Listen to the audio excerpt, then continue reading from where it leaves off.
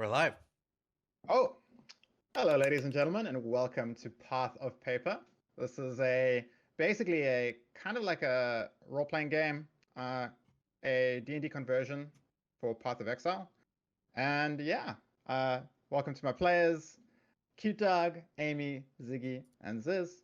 It's great to have all you guys here, as we kind of left you guys in a little bit of a pickle last time. Yes, I can't talk because I'm dead. A little bit of a pickle. To put it mildly.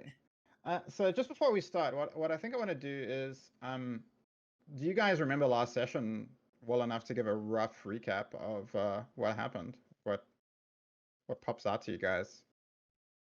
Last thing I remember was my smoldering corpse bursting into fire and falling over and hitting the sands of the arena.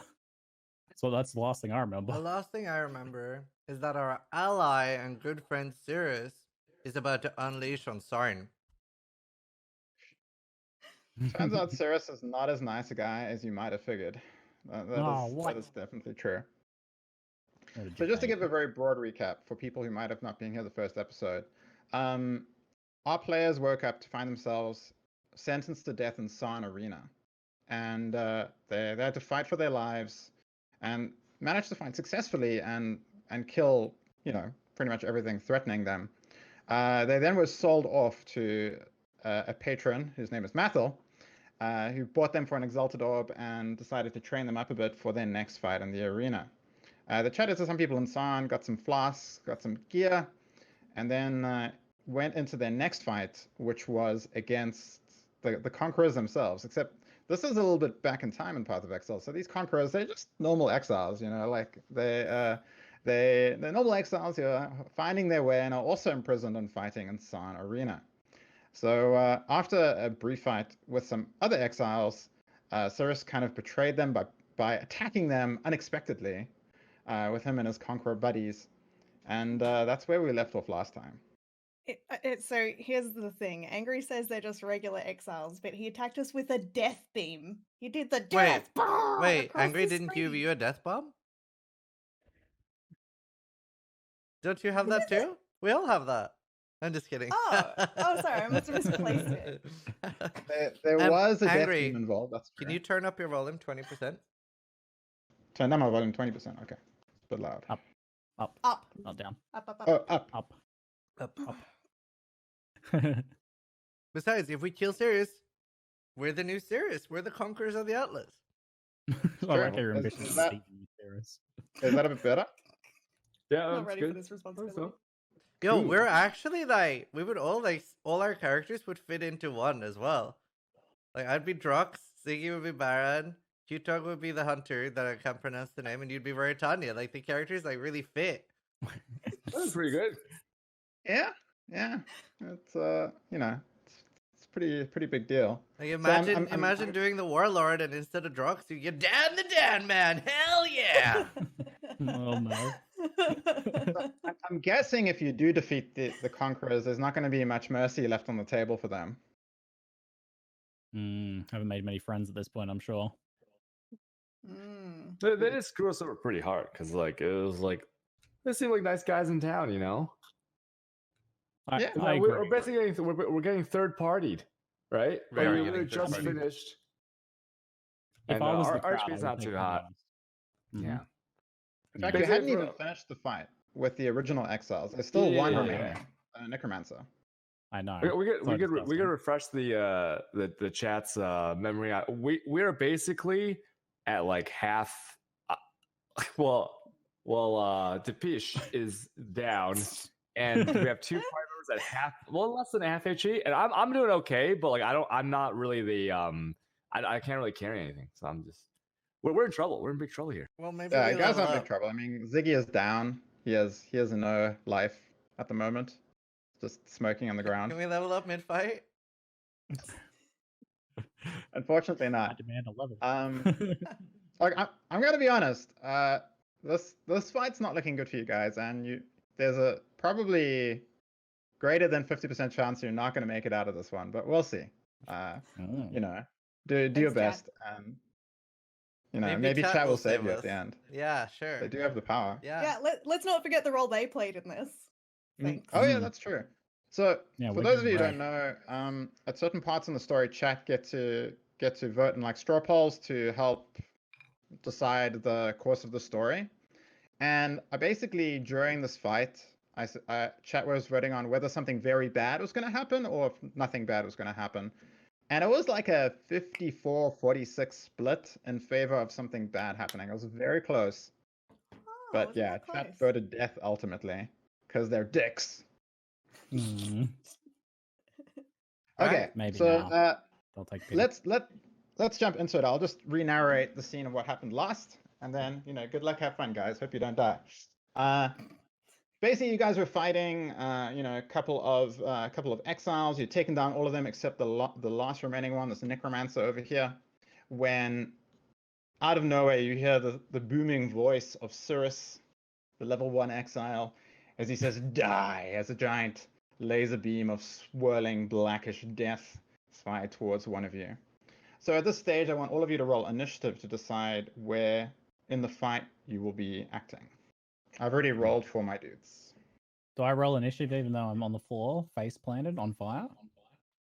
You can roll initiative, Ziggy, if and when you rejoin the combat. Assuming someone dribbles some flask juice on you, you can get up again. Okay. I don't even get to roll initiative. Yo, Angry, I got questions. I took Alchemist. Does that mean that 10 healing plus the threshold applies to other people too if I pour it into their mouths, or just me? Yes, it does apply to other people as well. Oh, which is kind of a big deal. You're thinking. Daniel gets 7. Kalina gets 9. Plus 5 and I got 7. And poor Capavian is sitting currently unconscious.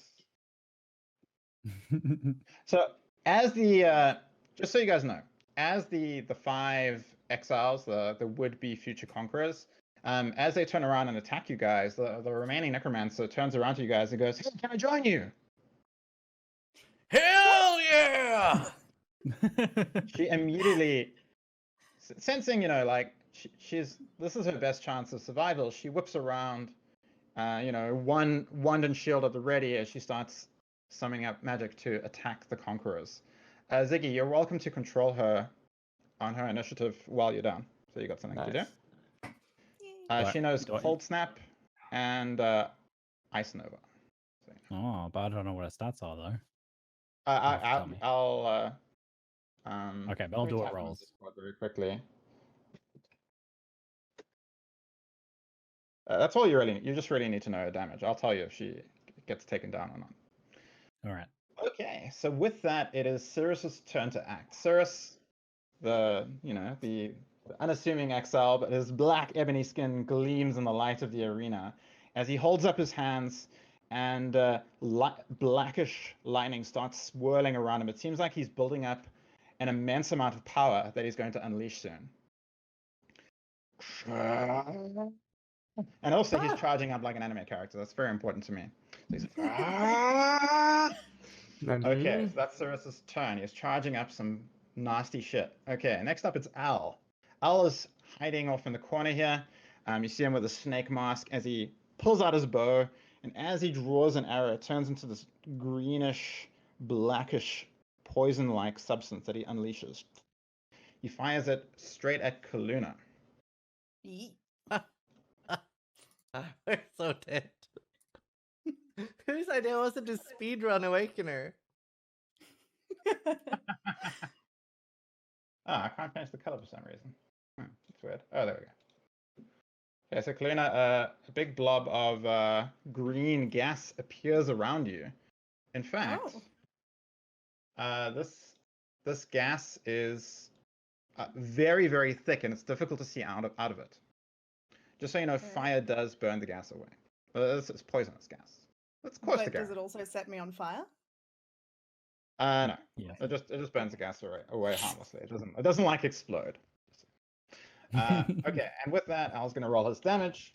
So it's 10, 4, 3, and he does 27 points of physical damage to you, Kalina. Remember to minus your armor from that damage. I think she's down no matter what. Amy, join me in the sand. Wow. I might take a moment to figure this out. Yep, nope. Oh no. Are you down? I'm down. Yeah, she had 10 hit points. Oh god. Okay, you guys are screwed.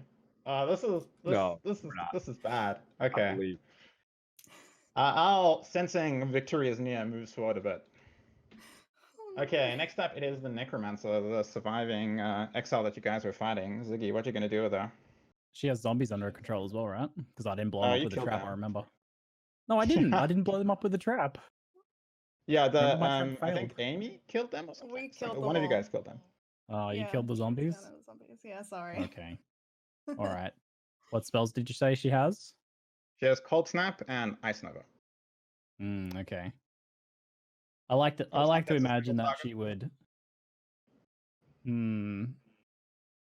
Okay, so Flask are a minor action, right? Yeah. Okay.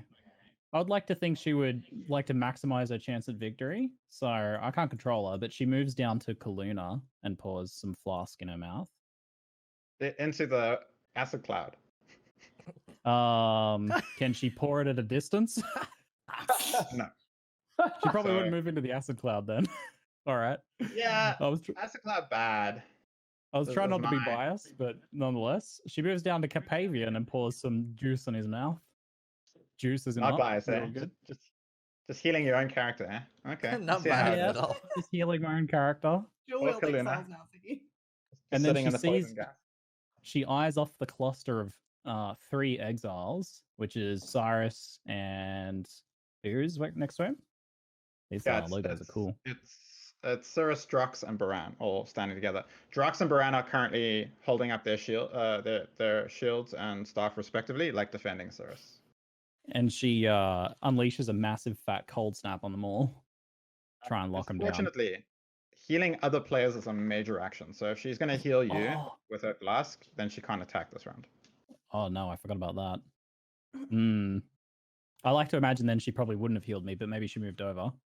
So I'm gonna go back down to 0 HP. Is that all right? Oh, I Attack mean, instead? why not just heal your character and get him back into the action? I think. All right. I'm just trying to think what Pretty she would cool. do. You know, try not to metagame it. Yeah, I fair think we enough. need some metagaming right now, Ziggy, alright? All right.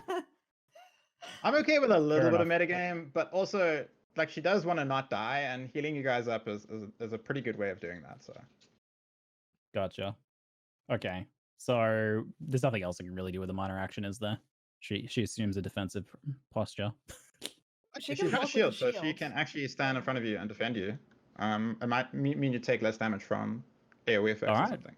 So she Shield up. stands up, holding her like sort of spirit shield as she sort of extends her bubble of energy shield in a sort of V-like shape, defending you.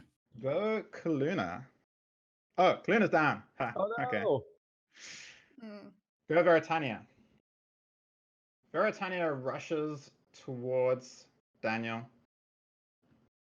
There's no as one she shot, raises up her hand as a book opens up in her man. hand, Of course she's and suddenly a spike of ice appears underneath your feet and impales you. That big Wow. just impales you. I'll roll initiative now as well. And she does. Ow, I roll an 8 for 34 points of cold damage. undead. Jesus. Angry. Oh no! It's happening! Sorry, we got this. We'll just juggle life last year, so we'll be okay. Oh gosh. Okay. But don't you have big resist? Nope, only for armor. He's got big armor, but not big resist. This is bad, guys. This is real bad. Okay, Harold, you need to turn this around, man. All right. So I can see things other people cannot see. My perception is amazing. I look through the poison cloud, and I would like to see if there's a way where I could meander over and hold my breath long enough to pour the flask in Kaluna's mouth. Without taking damage, this is. Without taking damage. That's the perceptive part. because I could walk in there.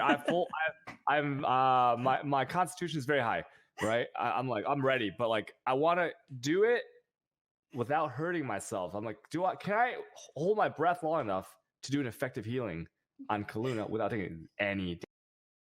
Look, it's caustic acid, so technically holding your breath doesn't do anything. But the caustic damage only happens at the start of Al's turn. So if you can get in and out of the cloud before his turn, you don't take any damage. Now, how about this? I will allow you to rush into the cloud and drag Kaluna out if you succeed in an athletics check to be fast enough. Okay. Let me see my athletics. I'm really tiny. You've got this. I believe in you. So roll athletics. Okay. Good luck. Have fun. If you roll very badly, you trip and fall into the poisonous cloud. I got 8. I got 8. This game master. I would have +2, but I don't have +2 because I have a debuff on me. But I got 8. Oh yeah, you've got heavy chest armor. That slows you down a bit. But you needed a 7, so you beat the requirement by 1. So Harold, you rush into the poison cloud heroically, holding your breath, and then you manage to pull Kaluna out of the cloud with you, and then you proceed to pour some life lost juice on her, and Kaluna, your eyes open as you're once again awake. And that's gonna be a full heal, Kaluna, because I am skilled in the art of healing with the flask. Yeah, he expected the flask healing. Would you believe? And your ES comes up too. Yeah, when you are revived, full. So once you're revived from a potion, your ES goes to full. So that was my major action. I pulled her out. I poured the. Am I able to use my perception on the Conquerors to read the aura of who may or may not be the weak? Who may or may not be who may or may not be like the weakest Conqueror, perhaps? Okay, you can go for it. Yeah, make a perception roll. You can do that as your minor action, no problem.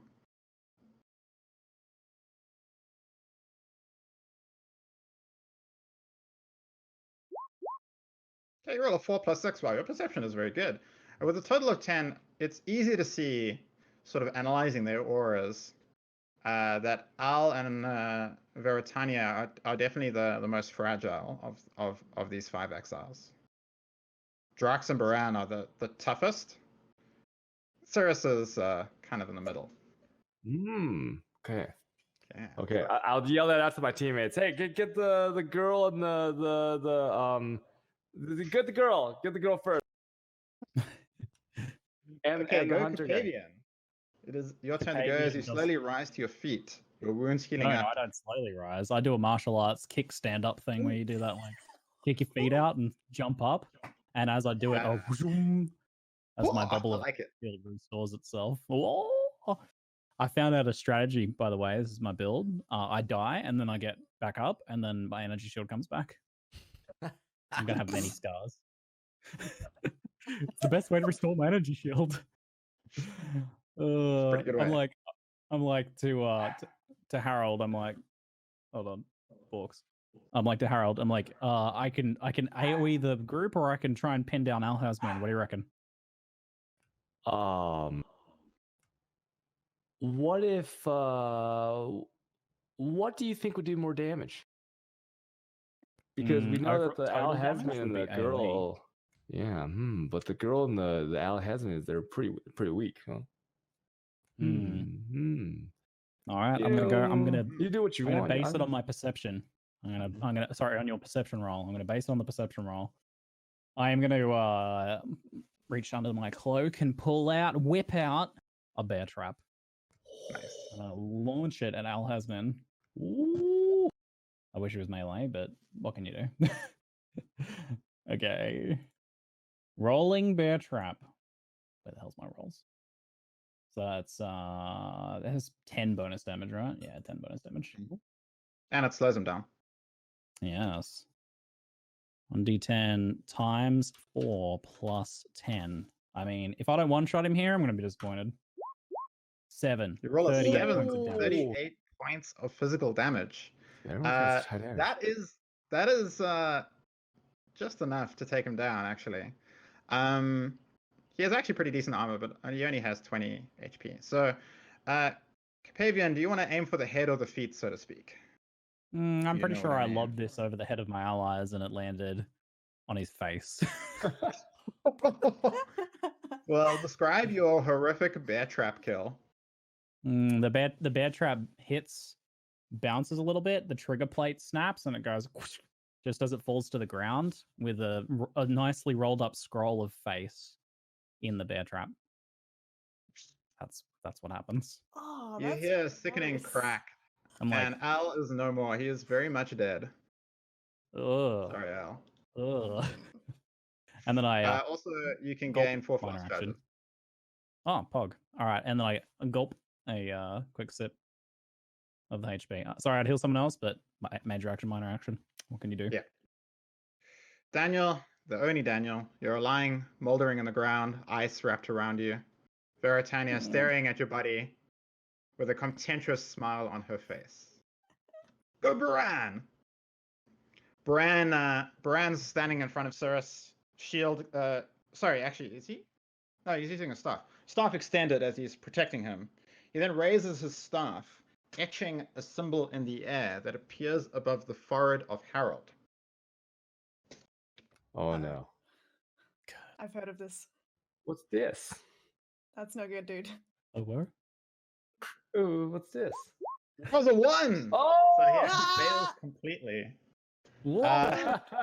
He tries to etch the symbol and manages to mess up the magic as the Stormbrand fades away to nothingness.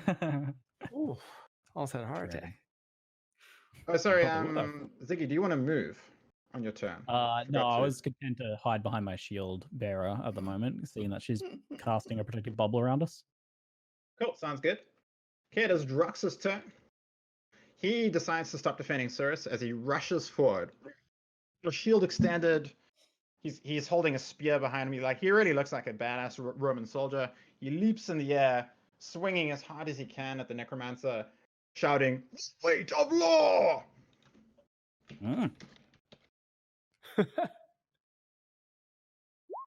He rolls a 2 for only 14 points of damage. It's actually kind of pathetic. It goes both ways. His blow lightly bounces off the energy shield of the Necromancer and doesn't really do very much. It looks like for once in your lives during this fight, luck is starting to turn around just a little bit for you guys. Yay! Oh my god. But as I say that, it is now Cirrus's turn. Cirrus was channeling up a huge amount of blackish, reddish electrical power. And now it seems that he's reached the apex of it as he then looks at one of you. He's going to look at... Okay, I'm just going to do this randomly. The 4 remaining dudes. Mighty threatening right now, come on. Can I yell, hey? Hey!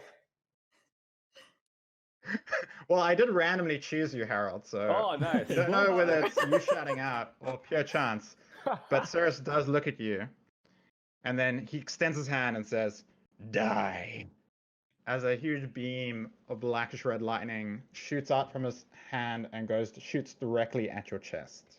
Ooh. It's gonna miss, I'm pretty sure. Okay, he does double damage with this beam, so whatever I get is double. He does 44 points of lightning damage. Die. Are you down? And he did. Let's see. I have I have 10 resist. Okay. Does it double dip on the resist because it's doubled? 2 hits. Resist is not doubled. Okay. So 40 what? 44. 44 points of lightning damage. 34 points of lightning. Oh, I'm down. 44. Oh yeah, I'm down. Harold screams as he collapses to the ground as the mighty beam cuts him down in a single swift strike. Cirrus laughs. How boring and small. Go Necromancer. You have Drox in your face. Ziggy, you want to carry on controlling the Necromancer, or shall I? I feel like you should control the Necromancer. What about Ziz? He's down. Ziz is down, yeah. He is currently down. Two of you are down, actually. I mean, Al is dead, but yeah, this is going to be a close one for sure.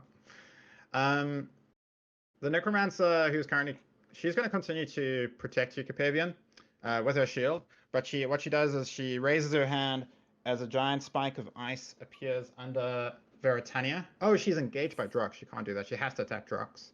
So she's going to raise her hand, and a spike of ice is going to appear under Drox and try and impale him.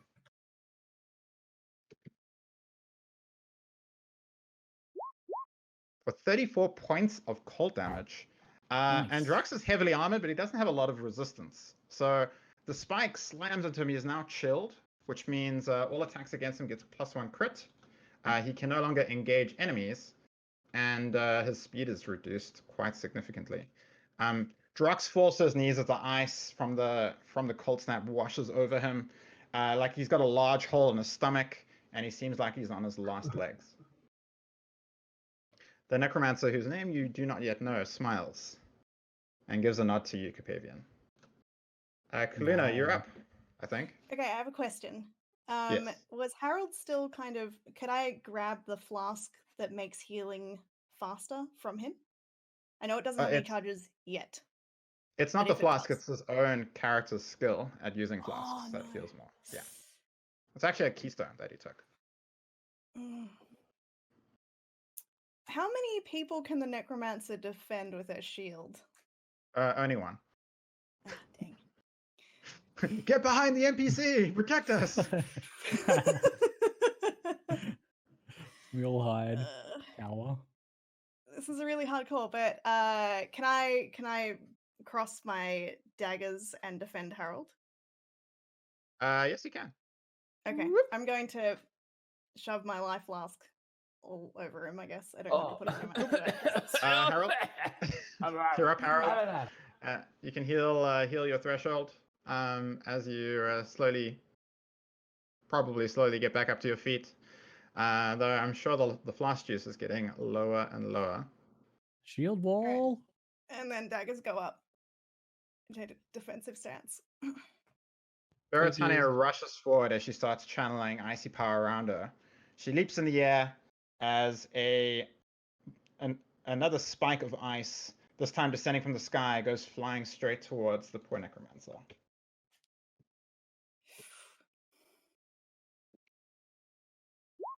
She rolls a 2, so also rolling like crap today. For only 16 points of damage, because the Necromancer has quite high resistance, her energy shield flashes briefly, but it does very little damage. Nice. Go, Harold! I'm back up. You're back up. All right. Your hatred aura is high. All right. I yell at Drox to say, "Take this, but you're a bully. I don't like bullies." I whip out my wand, and you did say he looked like he was not doing so hot. Nah, he's very hot. Yeah. Oh, I'm a wind up a power siphon and just. Okay. As long as you don't roll a 1, this is a kill. Don't roll a 1. Sure thing, buddy. It's a sure thing.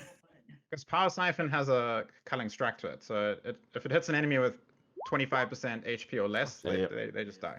I got him. Yeah, a 6 is good enough. Describe your kill as you rip out the soul of Baran. I'm like, Drox, right? Not Baran. You hurt my friends! And then I launch it like from the wand, and then it's a giant beam, and it like the hole in the middle of them just starts expanding, and it just disintegrates, and then the blue ball of energy goes whoosh into my body. Just so you know, you can consume a power charge on your turn, Harold, to increase your chance to crit and crit damage. Oh, so I have this for the rest of the fight. Yes, the power charge will last until the end of the fight. Fantastic. Nice. Okay, Capavian, it is your turn to go as you're hiding behind the shield of the Necromancer. I ask, who has flask charges? I do. What, you have flask charges on you? Oh, can I yoink a flask from someone who's downed and feed it to them? That seems practical. Oh, sorry. You gain Harold. You gain 4 flask charges because you killed them. I'm full then. Nice. Okay, I'm at 2. What? Ziggy had a technical question, Angry. Yeah, can you whip out a downed person's flask and feed it to him? Yeah, that's not a problem. No problem. All right. I yell, I'm making a break for it. I was like, run out from cover and run over to the Daniel Danman. And I say, here you go, buddy. Suckle on this. And then I pick up his flask and gently pour it into his mouth. And I'm like, now go get him, lad. Go get him, big boy. Pancakes? Pancakes where? Hell yeah! Hell yeah. Daniel is back. And very fittingly, it is Daniel's turn. Go for it. All right. Can I cleave both of them from here? So you can cleave both of them, but Baran is defending Cirrus. So unless you beat Baran on an athletics or maneuver check, you'll only do half damage to Cirrus. Okay, that's fine. So do you want to make an athletics or maneuver check now? Yes. It's just one. I'll heal you to half. By the way, Daniel Danman. You're at 26. 9. Oh yeah, thank you. Ooh. Let me roll for Baran. Baran rolls a 2 for a total of 4. So you basically as you rush forward, he brings up his shield to defend Cirrus, and you just leap right over it in the air with a mighty cleave as you can hit both of them for full damage. Okay. Let me make sure I don't fuck this up. 1d10. 1d10. And the hatred's still up too, right? Yep. Let's see. 1d10. For additional 2 damage. Multiplied by my 4 wham.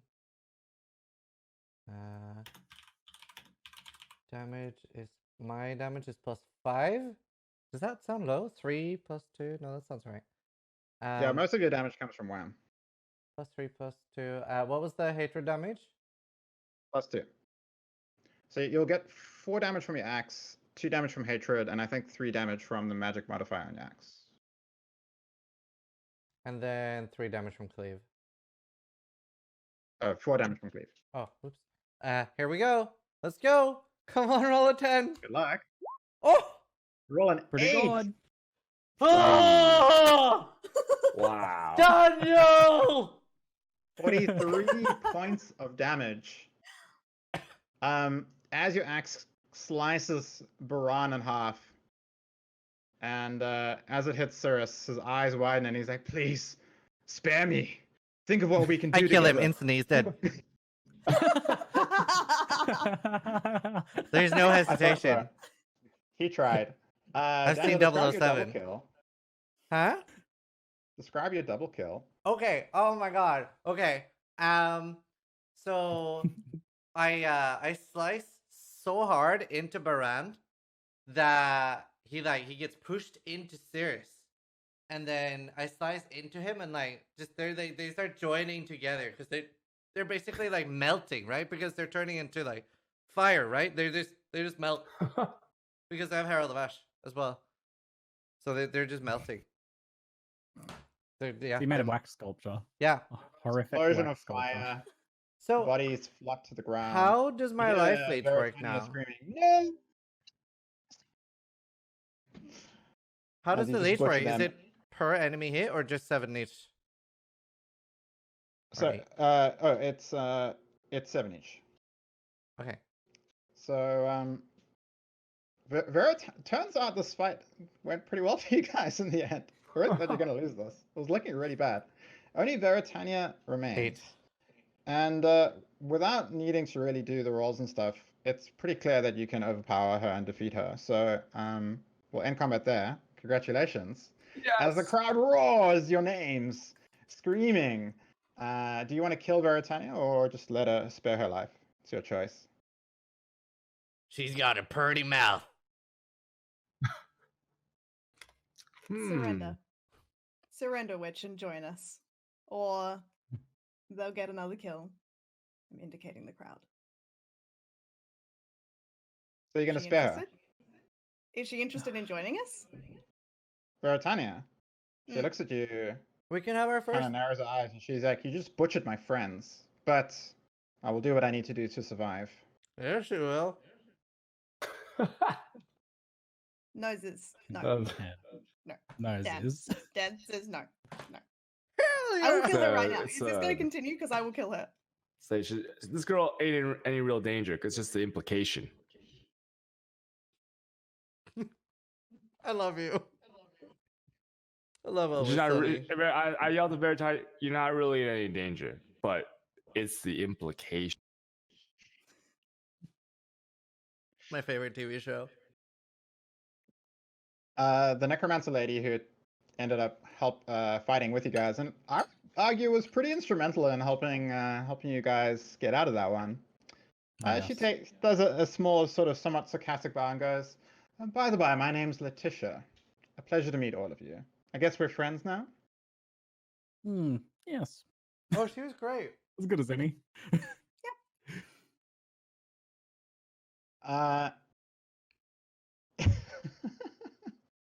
Poor Conquerors, they're dead.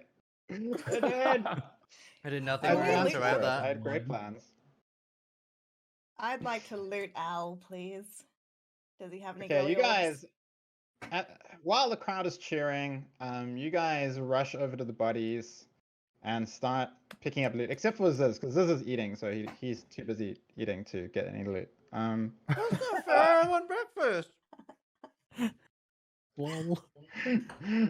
Okay, let me show you guys the loot. The first piece. Okay, I'll be honest. I randomly generate all my loot, but it looks like I specially generated this item for Ziggy. But I swear it was completely random.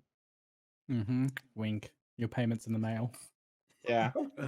Thanks for the free sub to your channel. This is a Choral Amulet that adds 10 to life as its implicit modifier. And it also gives a 1d6 to Artifice. Oh, and that's a rare amulet, sorry. And it also gives 1d10 times 2 life. Oh, wow. At least I know someone who might be Tanky. very interested in that item.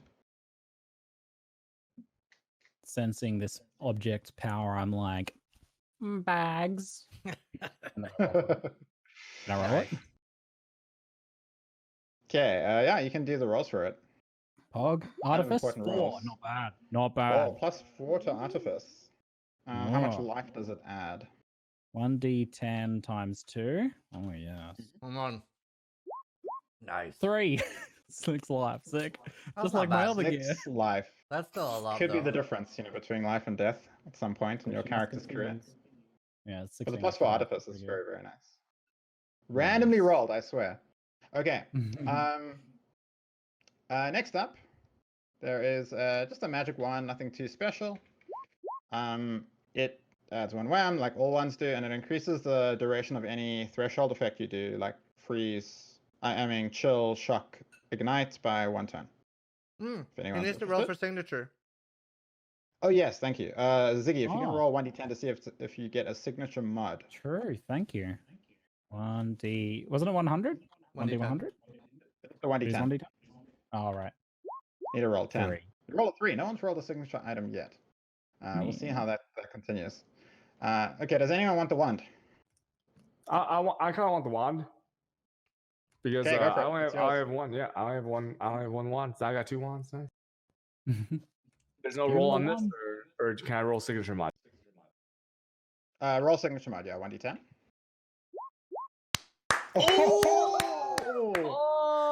Nice. You I'm nailed drinking. it. He did it. Headhunter. Okay, I want you to make another d10 roll. We're going to see what signature mod it is. Okay, Doug? Oh. Just make a d10 roll. Oh no, I failed. I'm so bad at this. Hey, you rolled a 1. Write this down.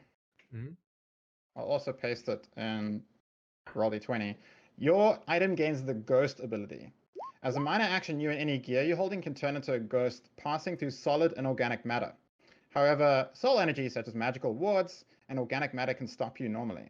Every turn past the first turn, roll a d10. On a result of 1, you materialize. If you're on solid matter, you are shunted to the nearest occupiable space, taking half of your threshold and damage for every 5 meters traveled. While in ghost form, you are lucky with stealth rolls in shadowy areas or at night. Wow. That's illegal. Nice. So yeah, you can like run through walls and stuff. Wow. Seems relevant. Minor action, huh? And you can use it as much as you want. Just Oh my god. be a bit careful about materializing in the middle of solid matter. You could die. If you're, so yeah, just Literally no careful. clipping. So yeah, just make a note on your character sheet that your item has a signature mod and that it is Ghost. Okay. So one more just generic kind of item. It is a magic ring, a Pua ring. So it's +2 mana innately, and then it has a 1d10 times 2 life modifier. Is anyone interested? I don't really use mana. Kaluna, you need mana, right? I do, but I'm wondering if Capavian needs it more than me at the moment. How do you feel about that, Capavian? Did it have anything else? Sorry, what was it? It was a power ring with 2 mana With life. and 1d10 times 2 life. Looking at our life sheets, you might want the extra life. Or honestly, Harold Lee is also probably the squishiest. Actually, he's all Didn't DPS. we already have a life ring? Yeah, but it only added. It was like 10 life and 20 to 30. Yeah, you rolled pretty badly. Dude's a Okay, squish. you should definitely roll this one again. Maybe you'll get another fancy item. You can wear 2 rings as well. Oh yeah, I mean, I'd use mana because I'm gonna be, supporting. Okay, like okay, helping your friends. Okay, make a 1d10 roll, cute dog. That's a 2. Oh my god. plus 4 life, I'm afraid. But it also gives you that +2 mana. Just make a d10 roll to see if the item is signature. If you get 2 signature items, I'm gonna allow. Okay. Not a signature item. Okay. What's that? You say as you look carefully at Cyrus's corpse. There appear to be a pair of very beautiful slippers glittering on his feet. Take his shoes. What do you say there? They seem very, very special, in fact. It could be a trap. I wonder. It is Wanderlust! It's Wanderlust. They are Wanderlust. They're a pair of cloth unique boots. They increase speed by 2. They make you immune to chill. Increase your mana by 2, and all your rolls for the survival skill become lucky, and you always know the direction of north. Wanderlust know how to look after their wearer. So who's gonna get the first unique item of Path of Paper? That's a good question. I hate to. Well, no, you know what?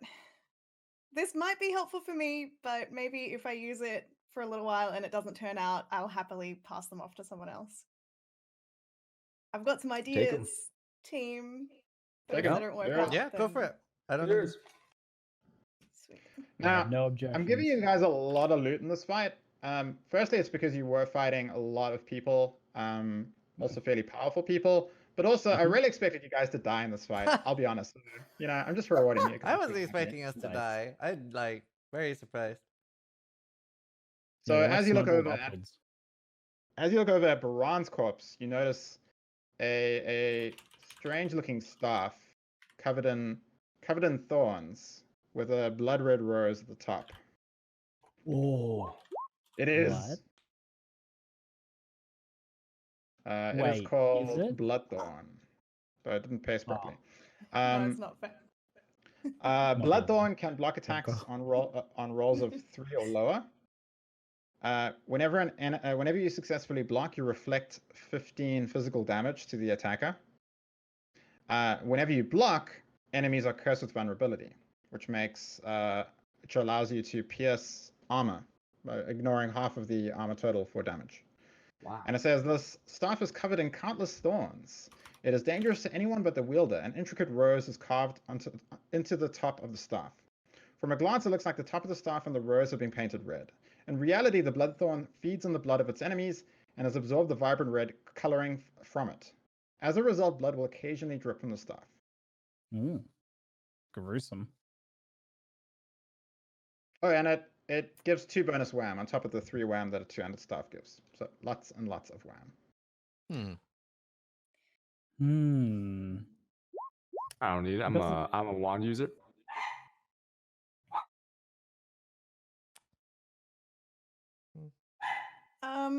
Sorry. No one's interested. Oh my god. I am. Can I have like my daggers on me and still use this? Oh, Yeah, sure, that's fine. So, guys, you want both uniques. I understand. Yeah. I was gonna say it seems like it could be a good item for General Danman, but it also doesn't seem like his style. Yeah, it's also I not look at his leech. facial expression. Like the leech. I don't know. Yeah, you got your big axe. It's mana leech too, so I have infinite attacks in a fight. Like I never have to worry about mana with my axe. Like that's pretty nice. That's a good axe. That's a good axe. That's so wait, would I have 6? Wait, I actually did more damage in that fight. I have 5 WAM, not 4. Oh, spicy. It was enough. Yeah, it was enough.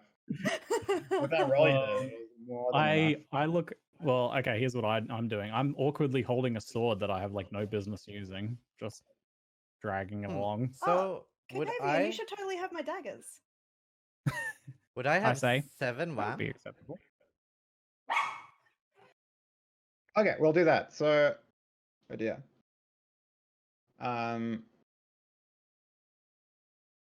So Amy's character gives Capavian her daggers and takes the staff. Is that okay? Does that work?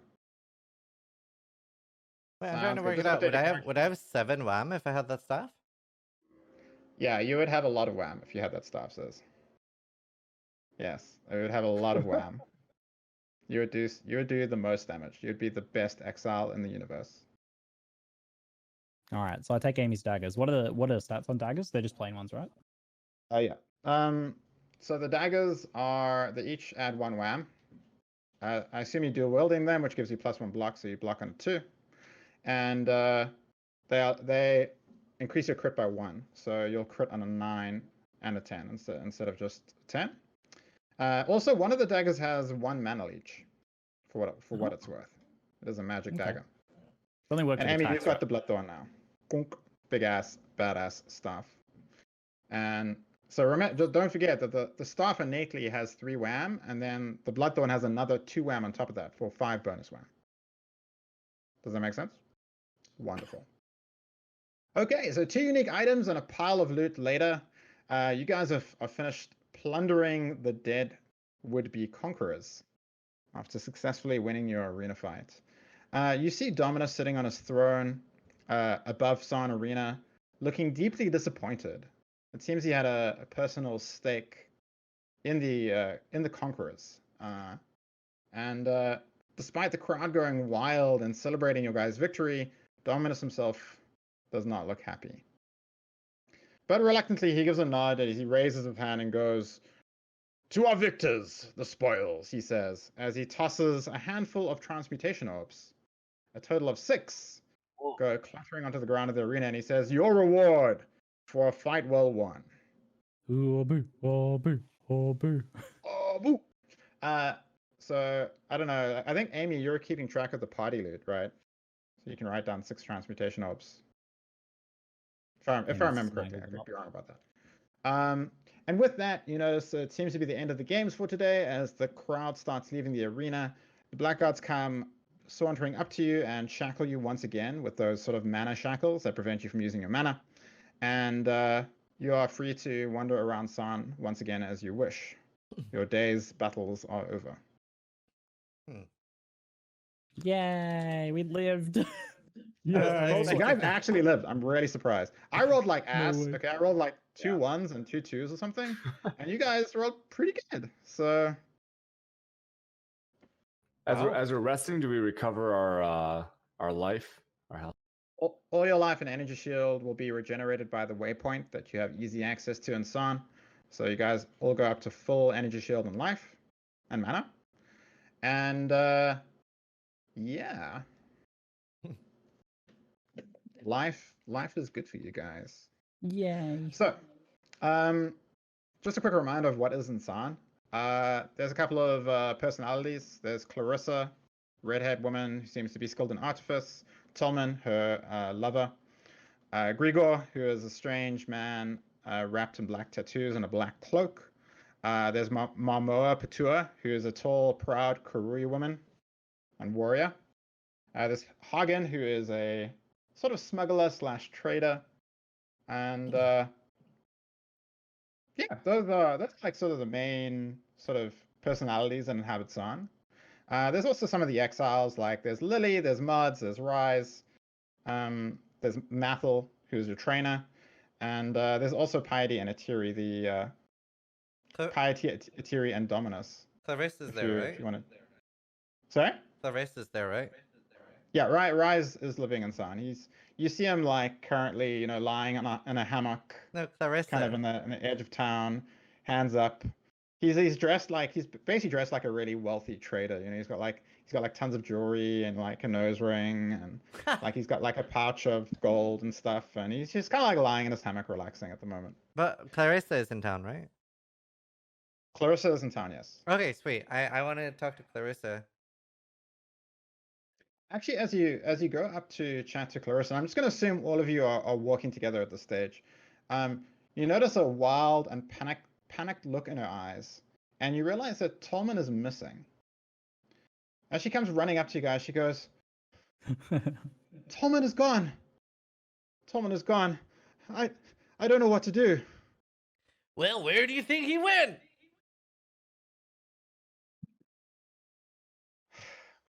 I don't know where he's gone. I suspect I know who took him. Did he have any enemies? It's more like the enemies I had. I feel like this is a bit of a snipe at me, honestly. Piety. People in Zan have been going missing the past few days. During the night. And Piety leaves Zan at night to do who God knows what. I suspect it's her that took him. Well, you should probably try to find him back. To do that, Danman, we need to take back the city. Hell yeah! You're But with what me about on the this one. Blackguard? Well, I came here to ask if I could have a ring from you. And if there was She anything kinda like- that you needed help with. She gestures you guys into a sort of huddle, and she's like, look, I know we had a bit of a rough start, but I need to rescue Tolman, and the only way I can do this is if we get free. So if you're willing to help me, we can get as many allies as possible, and we can break free, kill the bloody blackguards, and choose our own destinies. Doesn't that Hell sound good to you? yeah! But do you have a ring I could have? She looks at you. No, I don't have a ring you have. No, a ring I She's could wearing have. 2 rings, by the way. What? She's wearing 2 rings. Because I really wanted to craft myself a better ring, and that would really help me fight and kill Dominus. Look, Wait, can I do I don't have persuasion? much. I have bits of odds and ends, some crafting gear, but I really don't have much, I'm afraid. Anything I do have, I'm more than willing to give to you if you're willing to help us all break free. You guys are clearly powerful. You've won several fights in the arena now. I mean, I believe we can do this if we work together.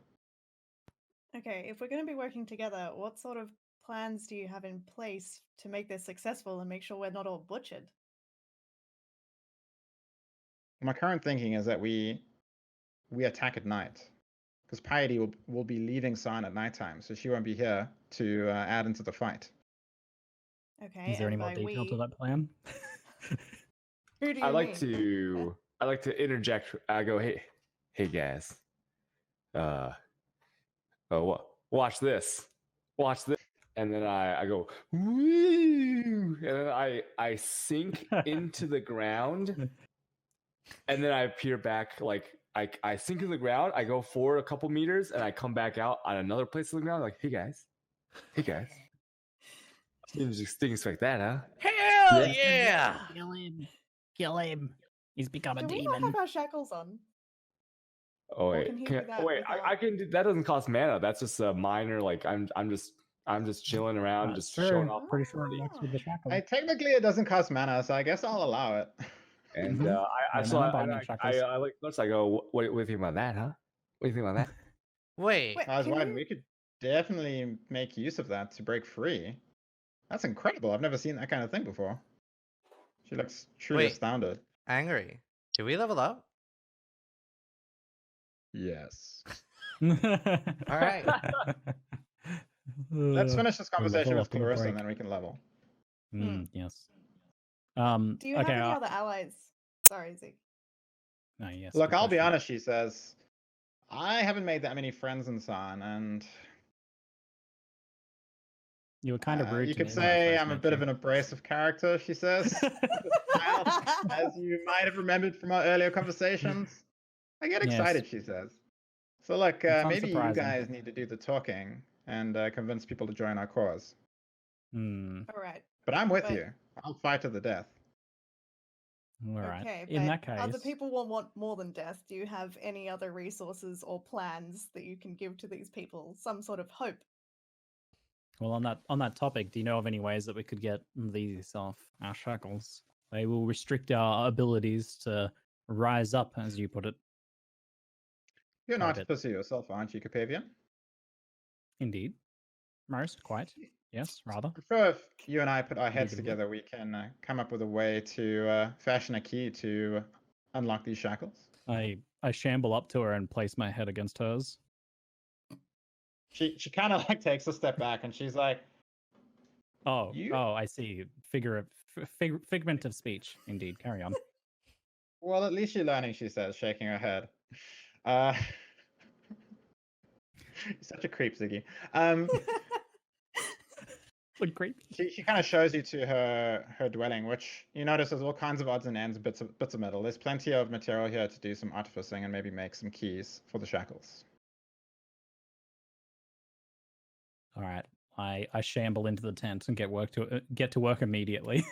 Just like I'd leave the conversation mid sentence and start working. Cool. So look, just as a game master, I'm going to explain to you. Basically, if you guys are interested in breaking free, you know, you guys are going to need to come up with a plan and like when you're going to do it and stuff. Clarissa's happy to help you. Every person you get, every ally you get that's going to help you escape is going to make your fights easier. Essentially, they will fade in the background fighting their own people, and you guys will have an easier time of it. The less people you get to help you, the harder the fights will be. So that's just so you guys know. I think maybe having a discussion as a group about what your goals are and like what you want to do as a team might be useful. Like maybe you guys want to work with Dominus, you know, like maybe you want to join him and work with the Blackguards. I was thinking we could like turn all these people into Dominus and get them killed. That sounds far more interesting. Maybe you think escaping is too risky and you just want to carry on fighting fights in the arena and maybe win your freedom the old-fashioned way. You know, like there's plenty of choices here for you guys, and like I think you need to decide as a group what you want to do. Whether you even want to escape. I mean, you could just go to Dominus right now and be like, hey, this woman Clarissa's trying to escape, just, you know, kill her. And he'll probably be very thankful. We could do even better, though. We could say, we could wait, rally everyone together, get them in one room, as like, you know, the rebellion, tell Dominus, and then he can take out all the mutineers in the same turn. That's dark, damn man. That's dark. These people they're friends. What? That's real dark, man. But that's think about the dark. rewards we could get. Think of we haven't even talked to Domino's yet. He seems like a straight shooter. He's blue. That's a good color. He's not a straight shooter. Look, he's like keeping all of the rewards to himself. Is because I'm just gonna like hold the bag of transmutes. He's giving his like sultanas when sitting on her throne. And remember, he didn't look happy that we killed the Cyrus and the boys and the boys because of the girl still. Exactly, those were clearly his boys. Now, well, he needs new boys. Mr. Daniels and Danman, I believe this will speak to you the most. I don't think Dominus is interested in any one arena combatant becoming too powerful because they'd present a threat to him. So I'm sure your objective is to become very powerful and to become the most powerful Daniel, right? Hell yeah. He won't let you be the most powerful Daniel. No. There's probably a Daniel who works for him, and he'll want him to be the most powerful Daniel. Do you know what I heard? About it. I heard that Dominus's middle name is actually Daniel. I heard that too. True. Yeah, true. There can be only one! We're speaking to him on a fundamental level now. I mean, also Dominus was the person who exiled you in the first place. Like he was the one in Oriath who sentenced you and put you on a slave ship. I don't think that's a to be convincing sent over to argument. I think Reklos. we spoke to him much better. Yeah. spoke to his just to throw that out as a point. But so as a group, like, what do you guys want to do next? Like, what is your goal? Break free. Yeah, Break free. either break free or seize entire control of Zan for ourselves. We should pick the right moment, though. I think we make all possible preparations, rally some people to our cause, perhaps even find out who we're fighting in the arena next and get them on our side, and then stage a daring coup during the games with during the our games? supposed opponents. And what I could, that would if be I could dramatic. manage to successfully fashion keys, we could distribute them and have everyone escape at the same time. The Blackguards would never expect everyone to escape at the same time. They're probably used to people escaping one by one. Well, how about killing that Dominus fellow while he's sleeping? That could work, yes. That could work. Also, additionally. It would take a lot of effort to get to him while he's sleeping. We would definitely need some friends. Dan, do you see anyone in town that you're, I don't know, vibing with? Might want to go talk to, bring to our side. I know Harold's, like, everyone's a fan of Harold. I was thinking we could split up the community engagement side of things. No?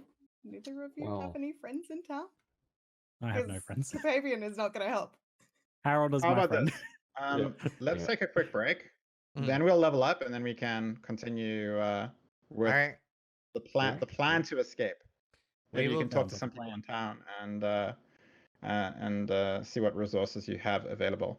So, guys, we'll be right back in about 4 or 5 minutes. And when we get back, we're going to continue with a plan to escape and hopefully retake Zan. Hello, ladies and gentlemen. Welcome back to Path of Paper. The players have just been trying to hatch a plan to see if they can overthrow the Blackguards and Zan and take control for themselves. But first things first, we have 2 things we need to do. The first is battle scars, reminded by Cethariel. Thank you, Cethariel.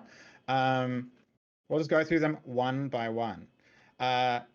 Danman, you were impaled by Vatriana's ice spear thing. So, what is your battle scar for being taken down? I get a tramp stamp because she like impaled me. The eyes come out of the ground, so like, you know, my lower spine is just like a circular scar. Beautiful. If you could please write that down. Harold Lee, you have a dramatic battle scar because you were death beamed by Cirrus himself. Yes, it hit me in the chest. So I was like, when it hit me, it felt like I was having a heart attack. So I grabbed my chest, and so my hand like blocked some of the beam.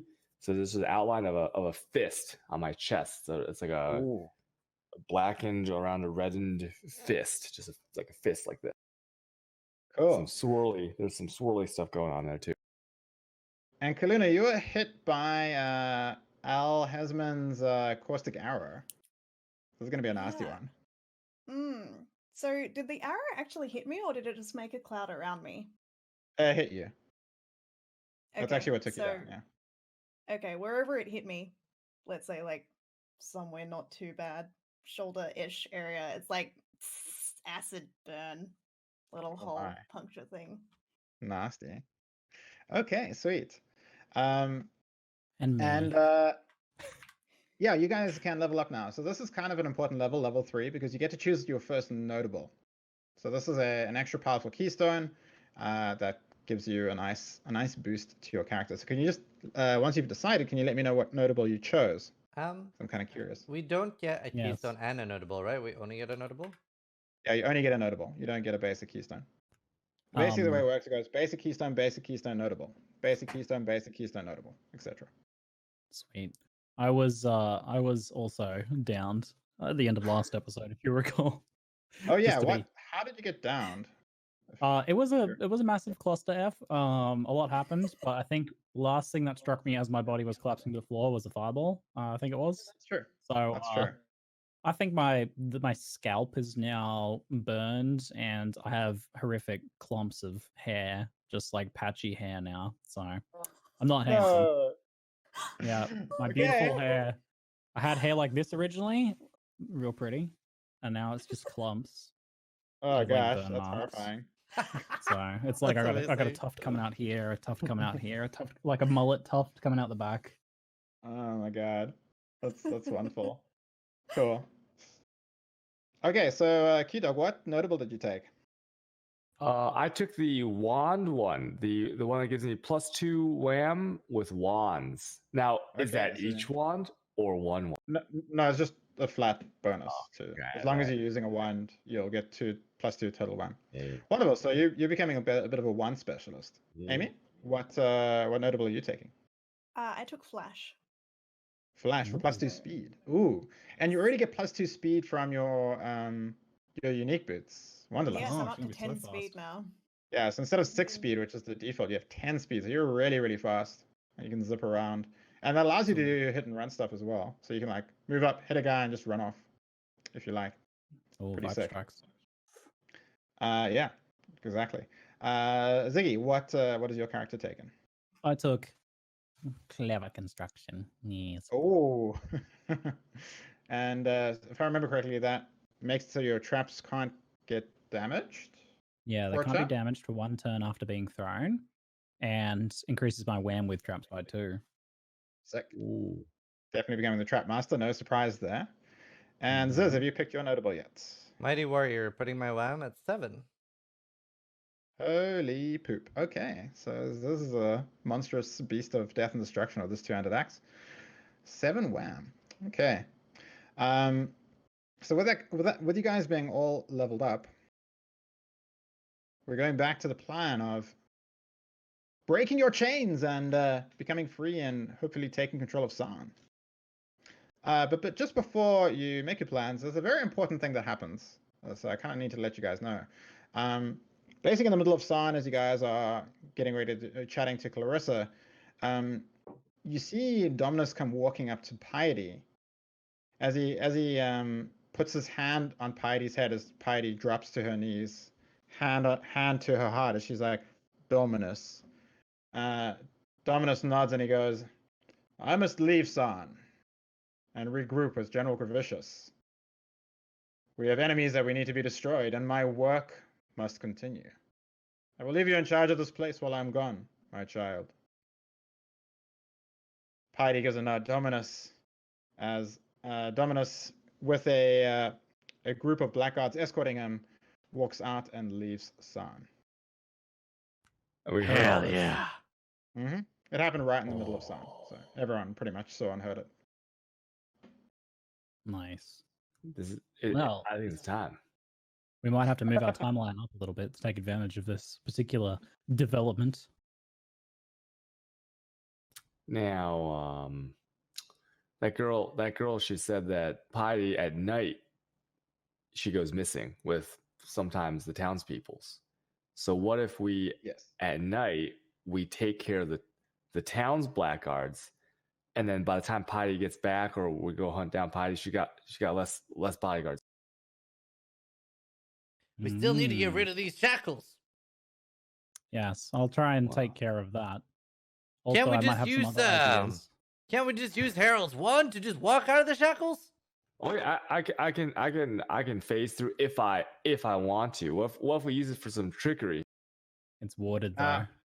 Just so you guys know, Harold's phasing ability phases his gear with him, so you can't phase out of your shackles. Oh, okay. I go with you. Dang. That's all right. I'll try and come up with a solution for that one. But I also had an idea. Those Blackguard leaving with Dominus gave me an idea. What if less Blackguard were here when we wanted to enact our plan? Perhaps a distraction would achieve that result. Oh. Perhaps an explosive distraction?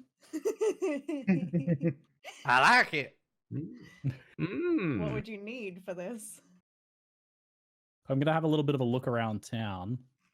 Do we know, layout-wise, are there any important, like, government or military or barracks or something like that kind of installations in the area yes, that are obvious to us?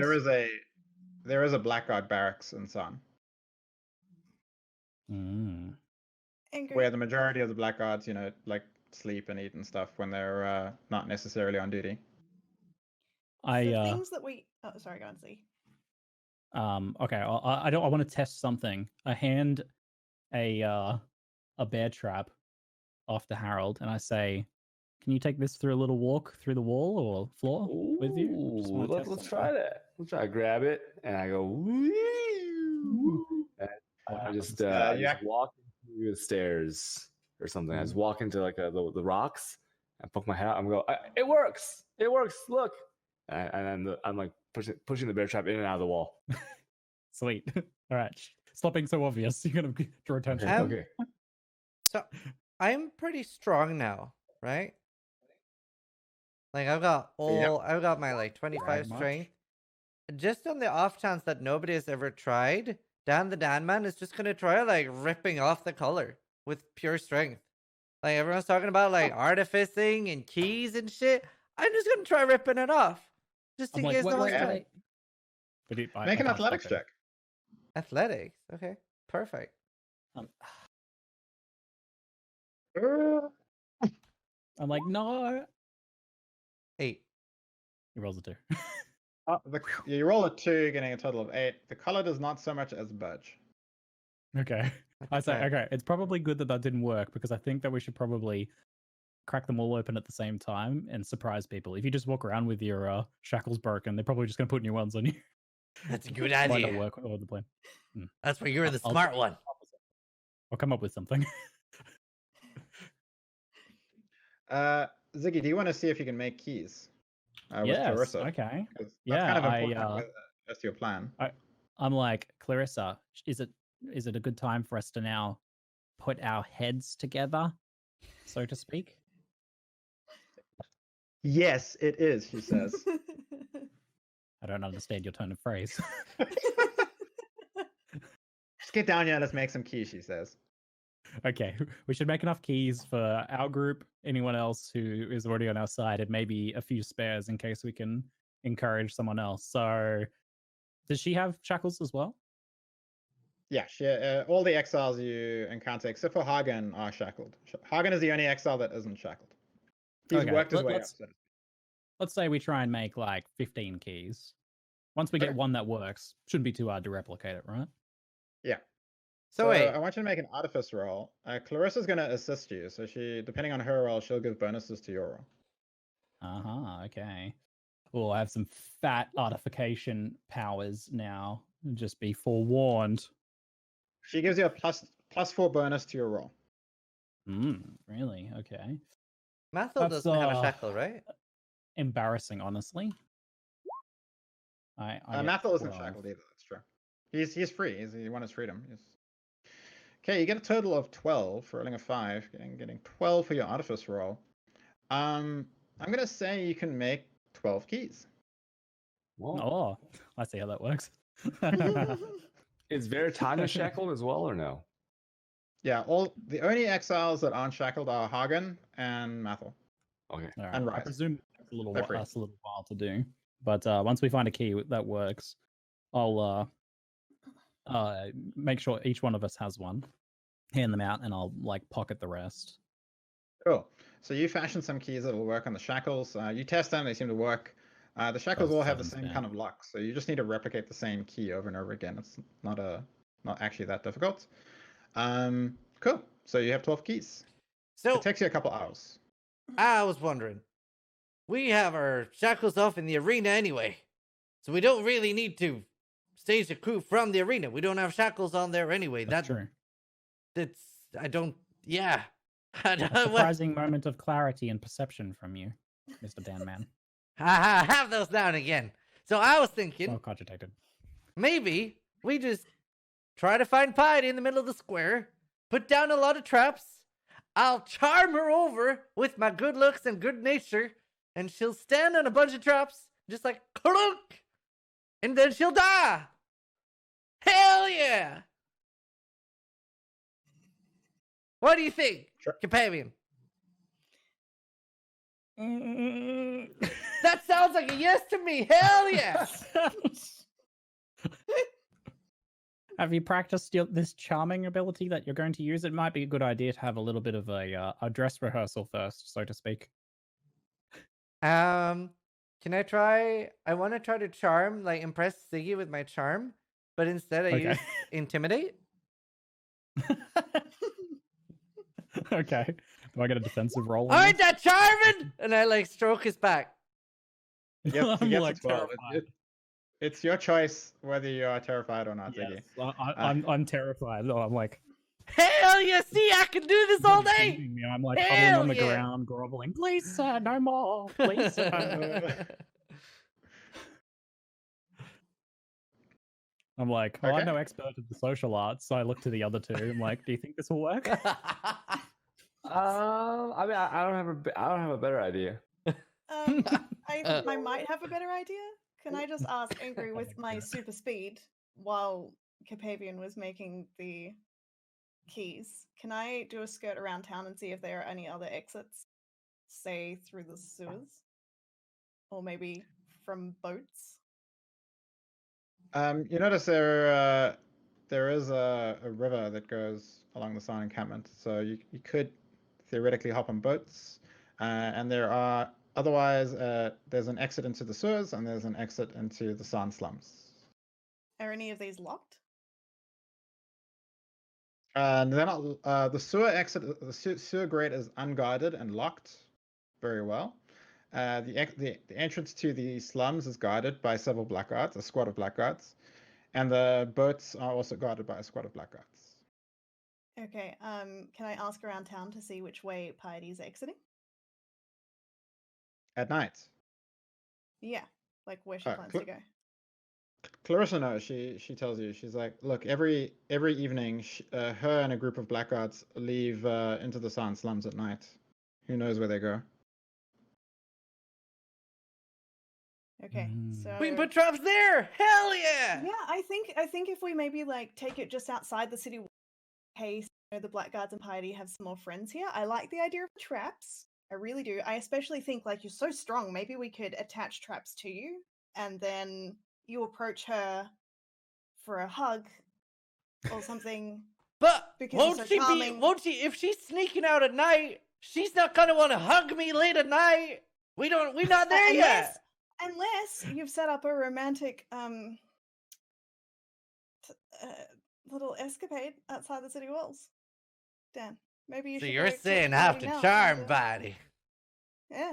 I have an alternative proposition that you guys have given me an idea from your very clever ideas that sound very feasible. Why don't we just put them on the ground? What about if we created an explosion in the Blackguard's barracks at night, and then as she's sneaking off, well, I'll rig it as such that it'll explode after she's left, and we tail her, we follow her out of the city. What if you do it just as she's left so that they come back to investigate, and then there's traps? Never. Yeah, like outside the gate. Could work. She's on her way back in. Could work. I don't know if the romantic option is a necessarily feasible one here. I've been giving thought to this interaction I had with Daniel Danman, and I don't know if it felt very romantic. I'm not an expert on the subject. Yeah, you know you liked it. I don't want to be wearing no traps. Traps, they weird me out. I don't like it. I think the ground likes traps. We should put them on the ground. That's where they belong, on the ground. Well, you may recall I tested this earlier, but our friend Harold can shift through unshiftable objects, and he can do it with my traps. So he could perhaps easily sneak into the Blackguard's barracks and place explosive fire traps beneath their beds. Yep. So when they all wake up in the morning, they all step on a fire trap and they all die. Hell yeah! It'll distract them long enough for us to nab Piety. So are we waiting for her to come, like leave, and then we place traps down, and when she comes back because of the explosions? Or do we imagine just chase her? I imagine just the fact that she'll be separated from her guard because she's going off doing things that she probably doesn't want people to know about. It might be a good She's time taking then some to of nab her her. guard. Yeah, she takes some of her blackguards with her. But So, a few blackguards so my might not be a question problem. is, like, do you want to spring your escape when Piety is long gone, so she's not involved in the fight? Or do you want to spring it when she's outside and then she comes back to investigate? I Like, feel it's a like a question of timing hostage here. or taking her out of the picture might be the most wise rather than her coming back and then raising the alarm and causing all sorts of problems.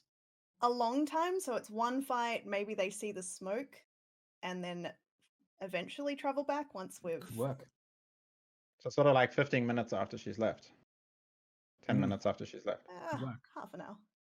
They won't make okay. good time out there. The smoke will be big. 42 the minutes. smoke will be. I imagine Right? there'll be quite a kerfuzzle. Kerfuzzle. Mm-hmm. Pavian's got a lot of fire traps to detonate. Okay, cool. I like it. So you guys want to put a bunch of traps in the barracks with Harold's ghost form. Ooh. You want to detonate them when Piety has left town, about 30 minutes after she's left town. At this point, I guess what you need to do is discuss with other exiles whether they can join you in attempting to escape or not. Right now, you have Clarissa on your side and no one else. Does anyone else think that they could convince someone? I think our friend from the arena yesterday, or earlier today, Letitia, could be a good place to start. Yeah, you can chat to Letitia and Veritania. I mean, they both sort of owe you their lives in a way. So, how about for speed's sake, you're gonna say you approach Veritania, the would-be conqueror, Letitia the Necromancer, as well as the two exiles you fought earlier in the arena. Yeah, Amy? And Grigor. And Grigor. Well, Grigor we'll do separately, but with Veritania and Letitia currently is the two other exiles you fought right in the beginning of the show, Lily and Muds. You notice that Muds, whose leg you chopped off, he's actually got like a mechanical leg now that he's had built for him. So he's kind of looking pretty badass actually with his massive mallet and like mechanical leg, big thick beard. Lily's sort of leaning back. I'd like kind to of take gives a you look guys at a skull as you walk up to them. I'd like to look at the mechanical leg and just kind of like use my perception to see, does it look like it's working quite well? Does it look a bit dodgy? With your sort of artifice skill, you realize that it's serviceable, but it definitely has some problems that could be improved. I offer to make enhancements and apologize for the grisly scene in the arena. Yeah, he kind of looks at you and he's like, "Yeah, you're the assholes that cut off my leg." I can make it bigger. I can make it better, stronger than any fleshy meat leg. Yeah, it's a bit hard to sleep with it. Sometimes it just starts moving without me wanting it to. Yeah, I mean, if you can fix it, I won't say no. All right, I attempt to tinker and improve his leg to make some badass leg with like a spot, like a bladed toe thing that like shoots out that he can like kick people with and shit. Will you do this back spikes for traction? Place with Clarissa to help. Maybe like a drink holder. He can do this, I believe. Make an artifice roll. Sweet. You're gonna get Clarissa's help at all? Okay, no, I'm fine. No, I got this. It's a 10. I rolled low, but I'm a god. Yeah, your artifice is pretty damn good, so you get a total of 10, and no problem. You make a badass mechanical leg improvements with like a spike, and it gleams and shines. It no longer randomly activates when he's trying to sleep. And as you fix it up, I mean, you see Muds give a broad grin as he claps you on the back with one of his massive hands, and he's like, "Hey, you're not so bad after all. Thank you." Nice. What can I do for you? Now you guys go. I softened him up. I buttoned him up. What can I do for you guys? I'm looking at Harold, nice guy, thinking. Yeah, Harold. Hey Harold. What, are we like friendly now with Mods and Lily? I mean, go on speaking terms. Well, Lily's just kind of glaring at all of you guys. She hasn't spoken a word, but Mod seems friendly. Okay. I like to venture forth and be like, hey friends.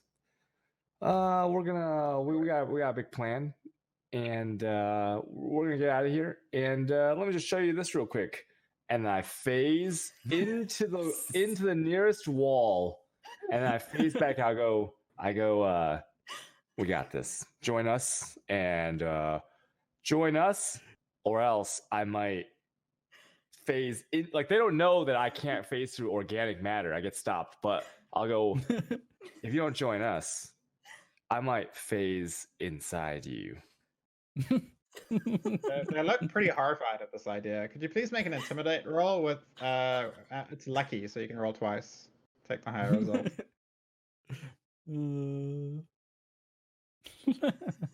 Amazing. Roll again. Oh, I rolled 4 twice. Ah. Wait, what? You did? Yeah, I did. Oh no. You won. Mott starts to look scared, and then Lily just starts laughing, and she's like, "I call you a bluff. You're full of shit." I slowly just slink behind Capavian, and I rub my nose on his robe. I'm like, "It didn't work." Look. He's just very excited. Yeah, I apologize. He's got a flair for the dramatic, but his point stands. We intend on casting off these shackles, so to speak, and I show them something far more convincing. I pull out a key and click, click, pop over my shackles. Ooh. Oh, they all gasp at this. Veritania and Letitia immediately nod, and they're like, "We're with you." Sick. I looked at Mods. You guys are tight, so there's no real issue there. Mods kind of looks down at his leg, looks up and goes, "I would love to be free again. I'm with you too." Lily, he says. Lily kind of just carries on scowling at you guys. She's not convinced, evidently. Oh. Well, we can't leave anyone who doesn't agree with us. What can we do to convince you?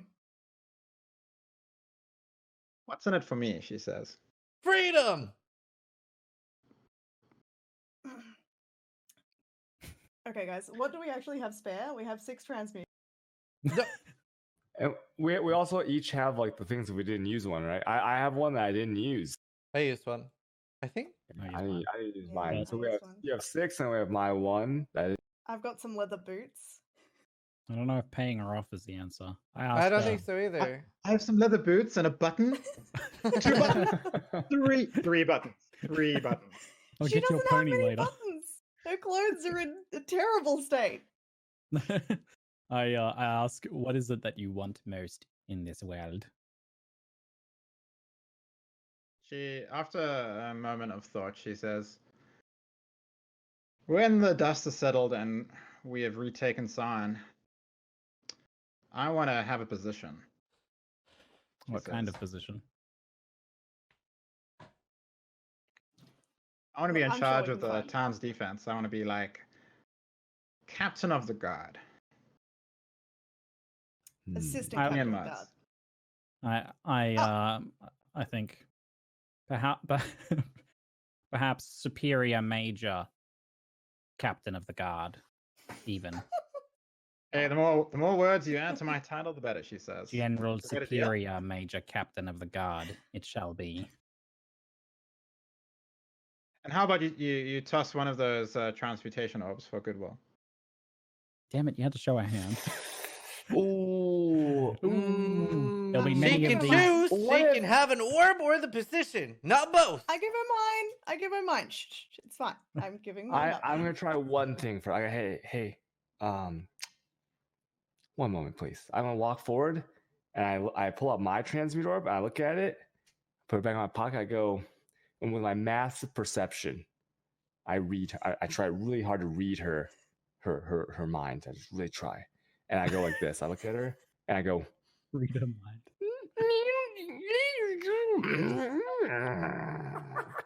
and I make just the weirdest sound. I just make some weird sounds, and while maintaining eye contact the entire time. And I go, let's do this. We can talk about rewards afterwards. Cheat dog, odds or even. I have very high perception. I can understand. Your perception does not apply to this, but Oh. I want to see if you tap into Lily's spirit animal, so to speak. Odds or evens? Odds. Odds is good, evens is bad. I get Oh, odds.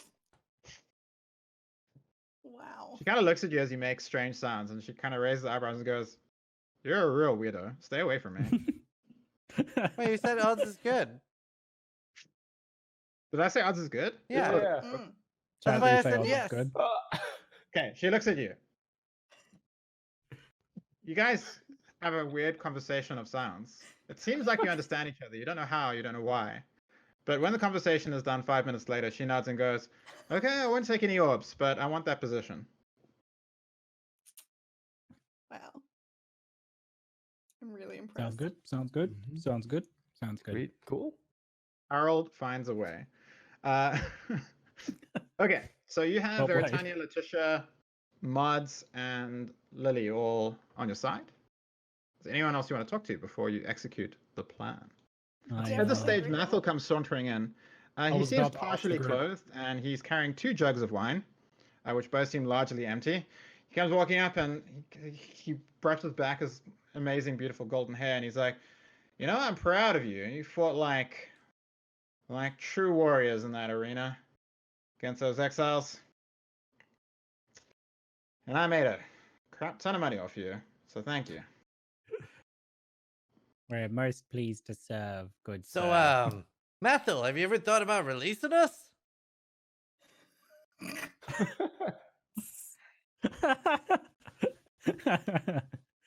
No. Well, that's fine by me. I just figured I'd ask. Yes, we enjoy our life as it is. Thank you, good sir. You treat us well. Look, maybe a couple more fights in the arena, and I'll let you go. How about, since you're so pleased with us, would you have anything to make us stronger? Did you see how we took out those other exiles? It was really impressive. Like backstabbing us, down, and then we helped each other. Like You really teamwork. did come like back you taught us. from the jaws of death. I'll say that. So, yeah, I can throw in a little something, maybe some currency to keep you guys going. I'd really like a ring that I could craft on, and maybe some more currency for that. Yeah, he'll toss each of you guys a single crafting base of your choice. So it can be a ring or a weapon or armor, whatever you like. What sort of amulets are there? So you wanted a ring. He cannot give you amulets. Okay. They're a little bit too difficult to get hold of. That's what I thought. That's why I asked. Okay, I'll take a coral ring then. Well, Okay, are you got there coral WAM rings? rings? Yes, they are. Can we have that? You said crafting base. Yeah. Iron ring. You can take it if you want. Okay, I'll It's one take an WAM. iron ring, and then I'll slam it with a transmute. Okay, make a D100 roll, please, to see what mod you roll. Iron 1D100, 91. Okay, you got a 91. Oh, you missed WAM by just a little bit. You missed WAM by 1. If you got 92, you would have had another +1 WAM. You get 1d4 armor. I would like to mulligan. You'd like to mulligan? Okay, make another D100 roll. Oh, you rolled WAM! You piece of Really? shit. Okay. Wow, that's big. So your 1 WAM implicit ring has +1 WAM. And I get to roll signature, right? Yep. Make a D10 roll to see if it's signature. It is not signature. Okay. Do you want to slam it again with another transmute? If the party's okay with it. Yeah, I mean, that's a big ring. That's 2 WAM ring. That's insane. Everyone else? It's a pretty insane ring. Let's make a mirror-worthy ring. All right. Yeah, Slamming it again. Already 100. 31. 31. 1d8 life leech. Oh my god. Nice. Go for it. 1d8. Nice. 4 life leech. Solid. Okay. 1 WAM, 4 Undisputed. life leech. It's a nice ring. It's a very nice ring. Okay. What crafting base do you want to take, Ziggy? Good sir, I pull back my hood and show him my horrifically mangled scalp and tufts of hair. Do you perhaps have a little leather cap I could place over this? It's most God, uncomfortable. I'll give you a big leather cap so you can cover your bloody face. Says tossing your leather cap your way. Leather A cap single abs. tear rolls down my cheek as he says this to me, as I scrounge and pick up the cap off the ground. You know in PoE they have that like, it's basically like a cloth mask that like ties around your neck, The scare mask. completely covering your Yeah. face. Scare Yeah, mask. he gives you one of Okay, those. Scare mask. a yeah. leather scare mask. Okay. It's got like weird, roughly cut eye holes and like face grills kind of cut out. Amazing. Perfect. I have a leather scare mask. Okay, do you want What to do is, any crafting, Ziggy? What's leather hat stats though? First, it gives 2 to resistance. 2 res. Yes. I mean, if I could trouble you for a transmutation, me good lady Kaluna. Sure. And then I'd like to crack it open like an egg and pour its juice onto my dagger. Oh, on your dagger, okay. My dagger. No, I'm not doing this. Make Mask. a 100 roll. I might find a gold rim later.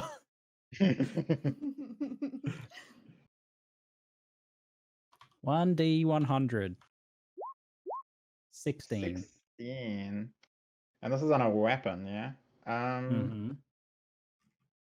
1d6 to a random intelligence skill. Let me just roll here. Preparing mulligan. Okay. So 1d6 to perception. On my dagger, I'm gonna reroll. Mulligan. Okay. One more roll. 18. Is this the same thing? I think it's the same thing. 18. No, it's 1d6 to a random skill without an attribute, which could be artifice.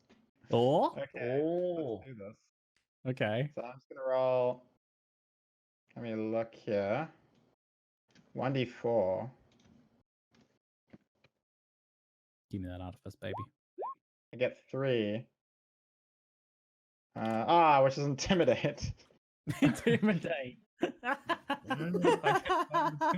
Now. Sweet. That's gonna work real well. I can just imagine me intimidating. Alright, just pull back your hood, sir. Typical Ziggy like. Never like how you. much intimidate do I get? 1d6? Yeah, 1d6 intimidate to make the roll. Oh god. I get 1, I bet. I get 1 intimidate. That's an amazing craft. Big dick items coming through. Okay, Amy, what crafting base do you want? Can I take a coral ring? Okay, you got a coral ring. It's 10 life implicit. And you want to craft anything? I might just wait and see if Harold wants to craft first. Okay. Because... Harold, crafting base. Any base you want? What do you want? If you want craft, it's fine because I have my own transmute. I didn't use mine from when they tossed it out to us. So you can just do it. Do you want me to just go first anyways, or just go? Yeah, just go. I'll do What mine. item would you like? I'll take a hat. I have no hat.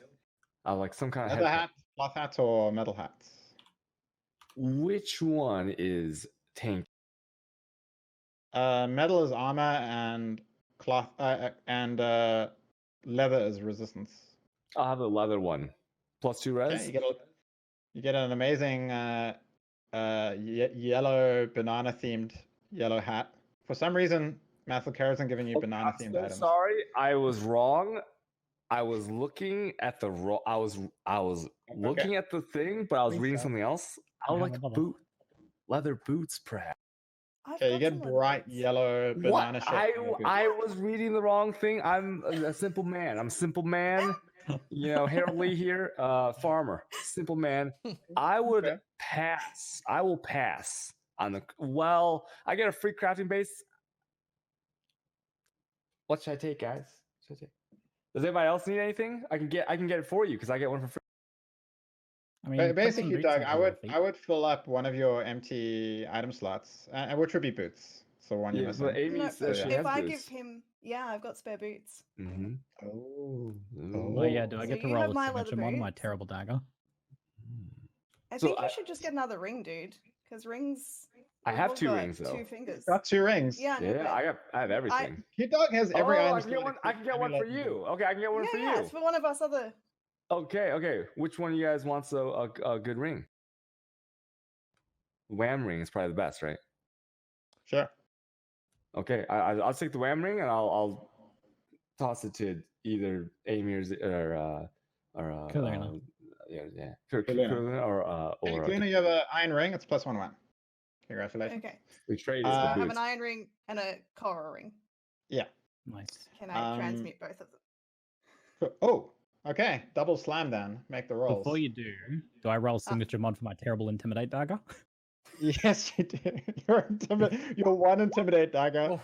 It is not. I rolled a 9, but 9 is crit on daggers. Just saying. Yeah, but not for signature. That's right. Nice. Your +1 intimidate dagger. Literally the definition of vendor trash. Okay. 89. For it. This is a ring, right? Yeah, coral ring. 1d4 armor. Cool. Cool. And then do the roll for the wham ring. You can mulligan it.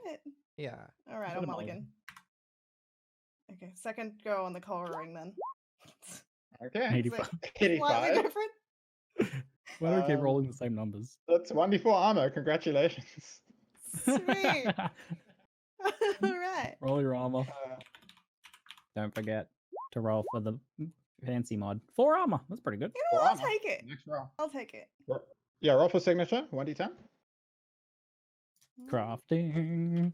Crafting items. This is the PoE the PoE experience, guys. Okay, and you wanted to craft the wham ring, right? The iron ring. Yes. So make a D100 roll. 85. Guess what? That sounds familiar. Guess what, Amy? 1d4 armor. You can mulligan quickly. Go for it. Go. Mulligan again? Yeah. You get a mulligan for each item. Oh, is that 1d4 armor. 1d4 armor 4 times in a row. I mean, that's pretty tasty. You can't not get armor aims. Faded. These items really want to be armor. So 3 armor. Hey, Good rolls. Not bad. Armor's good. That'll save you. Armor. Yeah, cool. Thanks. Good. This is fine. This is actually good. This is fine. Kalina is suddenly very well armored from her rings. Those things are not getting cut off. When you use the alteration weapon, it's like armor. What? Anyway. So good. Okay, so after taking a crafting basis from Mathel, Mathel gives a nod and he goes, well, I hope those will help you out in the arena. Anything else you want to talk about? Oh, look at my crappy dagger. Another single tier. Not unless you want to free us. Like I said, you're earning me plenty good currency in the arena, so I'd like to get a couple more fights out of you, if you don't mind. I do mind. I think you should free us now. Yeah, I'm gonna have to say no to that. Well, Sorry, that's okay. I don't mind at all. I'm just giving you the opportunity. Okay, I gotta eat a fruit salad and see to some woman and wine again. So I'll be seeing you all. Enjoy your fruit salad, good sir. Goodbye. He waves a May it lazy bring you hand much as he goes nourishment. wandering off to his quarters. Yes, I was going to discuss with you before he showed up at the exact wrong moment. I feel like there won't be any convincing him. He seems to rather enjoy his life here as it is, as a victor, and he profits off the games. I don't think we'll be convincing Mathel, but it does beg the question: what should we do with Mathel? We can kill him. This is great. I give him plenty of opportunity to set us free. He didn't take it. He could be very dangerous. He could drop great loot. Yeah, I reckon Dan is actually in the right here. If we get Mathel plus, and then Dan just axes, he's pretty head off. Just axes him a question. What about if we go to the downtown slums market and find like a wig and a dress, and then dress Dan up? Like I heard about working in another instance somewhere. Oh my I god! have to do a squatting match in order to get the wig. I don't know. I could maybe phase through the walls into his room and slip a little essence of the nightshade into the wine to soften him up. Wait, do you have this essence of nightshade?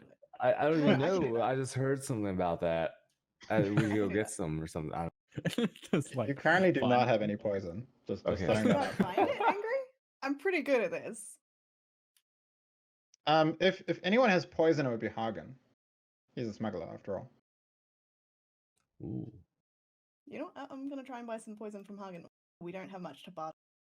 Yeah, you guys all go shuffle up for simplicity. You guys all go shuffle up to Hagen. He, bald, chubby, leather satchels all over him. He's currently patting his pet rower steed, Pixie. Good girl there, good girl. He turns around and he says, hello to you four. What can I do for you? Oh, Hagen. Did Hello? you see our Hi. fight in the arena? Aren't we impressive? You guys are bloody amazing. I thought you were goners, honestly. Good thing you weren't, because I put a little bit of a bet on you guys. Glad you won. Oh, really?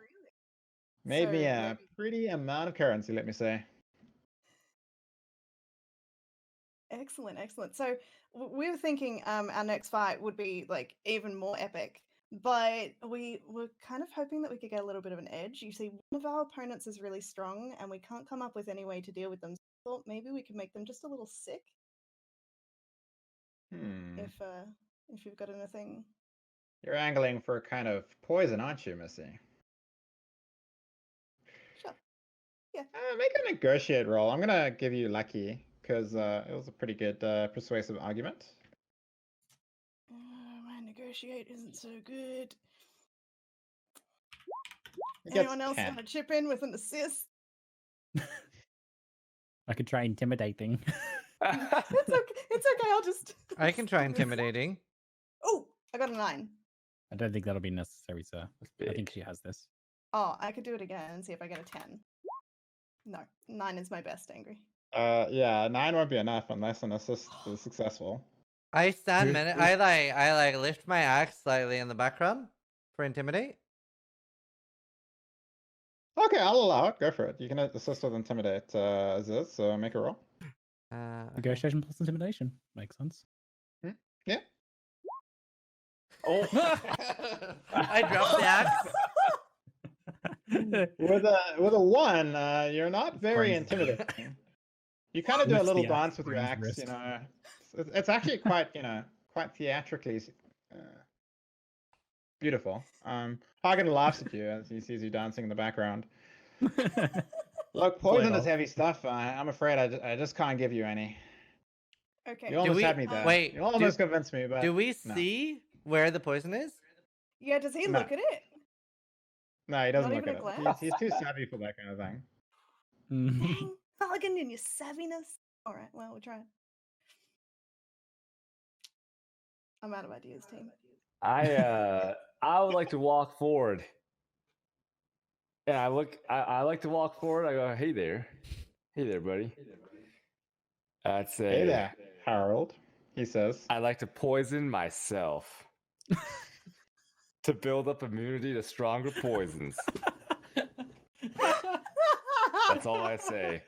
And I stick out my arm. Like, hey, give me some of that. He slaps away your arm and he's like, look. I could see you already want the poison for God knows what. But I'll give you one opportunity to get it. To convince me, say. You see that beautiful woman over there, he says, pointing to Momo, the tall, proud Kuru warrior? Oh, I do see her, yeah. Nice Doesn't taste. she just have the most amazing knockers? They're just huge, he says, admiring them. Hell yeah. If you can get me a date with Momo, I'll give you some poison. Hell, if you give me a date with Momo, I'll give you some poison and I'll throw in some currency as well. I've been dying to have a chance with that, so that's my offer. Deal. Okay. How long do we have? An hour or so, he says. Okay, I don't miss a beat. I go like instantly up to Mamoa. Talamoana, she says, giving her a nod as you come running up to her. She's standing with like this massive, like 200 Kuri axe that she's leaning against. Long braided, like sort of dreadlocked hair. Now, you're the finest Karui woman I've ever seen. You must have been trained by Hyrie herself. Damn, you're beautiful. You look strong, fierce. I bet you could take on Comb. Perhaps, she says. What's it to you? So this is Dan the Danman trying to flirt with her. I'm just impressed. That's all. I just wanted to pay you a compliment and be on with my day. I turn around as if to leave. Make a charm roll. Go for it. All right. I'm honestly impressed.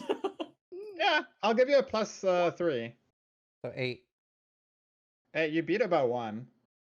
She smiles. You can see you interested her. Okay, don't go. Not yet, she says. What's up? Well, They lost it. you're the one with all the talk, she says. What do you have in mind?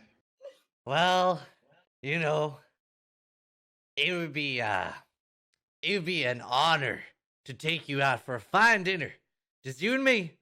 But I need a favor.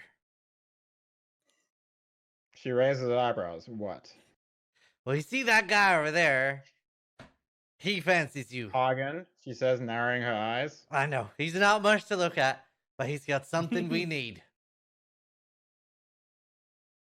We're going to try to break out of here, and we need something that he has. We need a favor. I know you, Karui, like being free, and you really value freedom. So if you go on a date with him, This is true. I'll go on a date with you. And on top of that, we'll be free. It doesn't get better than that. A little bit of Dan, a little bit of freedom. She places one of her huge, well-muscled arms or hands on your shoulder and brings you a bit closer, and she says, "Tell me the plan." Okay, here's the plan. You know that Mathel guy. Mm-hmm. Well, he seems to be lopped in with Dominus. He doesn't want to give us our freedom. So we're going to poison him and kill him. But, and that's, I know, not much of a big fight, but against Dominus, we need everything we can get. Then, well, I have a spare key, right? Yep. Yeah. I hand her one of the keys and like put it like in her arm, but also like sensually, right? Like rough, but Karui essentially. We have keys. We're going to be ready. And we want you on our side. But we need something the Hargan has to kill Mathel. Are you in? Are you with me? She says, "Above all, I do wish to be free, and I do find you interesting." Hell yeah! I'll go along with your plan. Nice.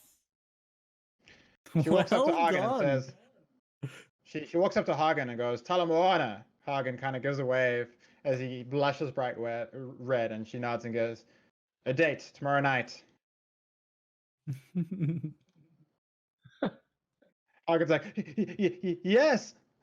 And then she immediately turns on her heel and walks away. Kind of like, as she walks away, Hagen looks at you guys and he gives like a double thumbs up and smiles.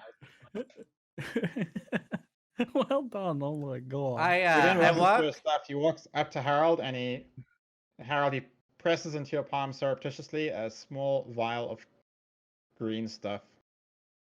Oh, wink it out. I was like, thanks, buddy. Wait. No, And the currency, good sir?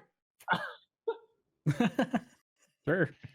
He did He say. sighs as he pulls out this beautiful large orb. It's a divine orb, and he hands it to you.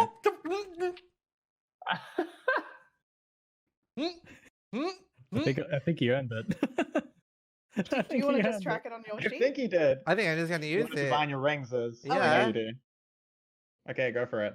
All So right. divine orb means you can re-roll the random rolls and take the higher result. Okay, I'll divine my.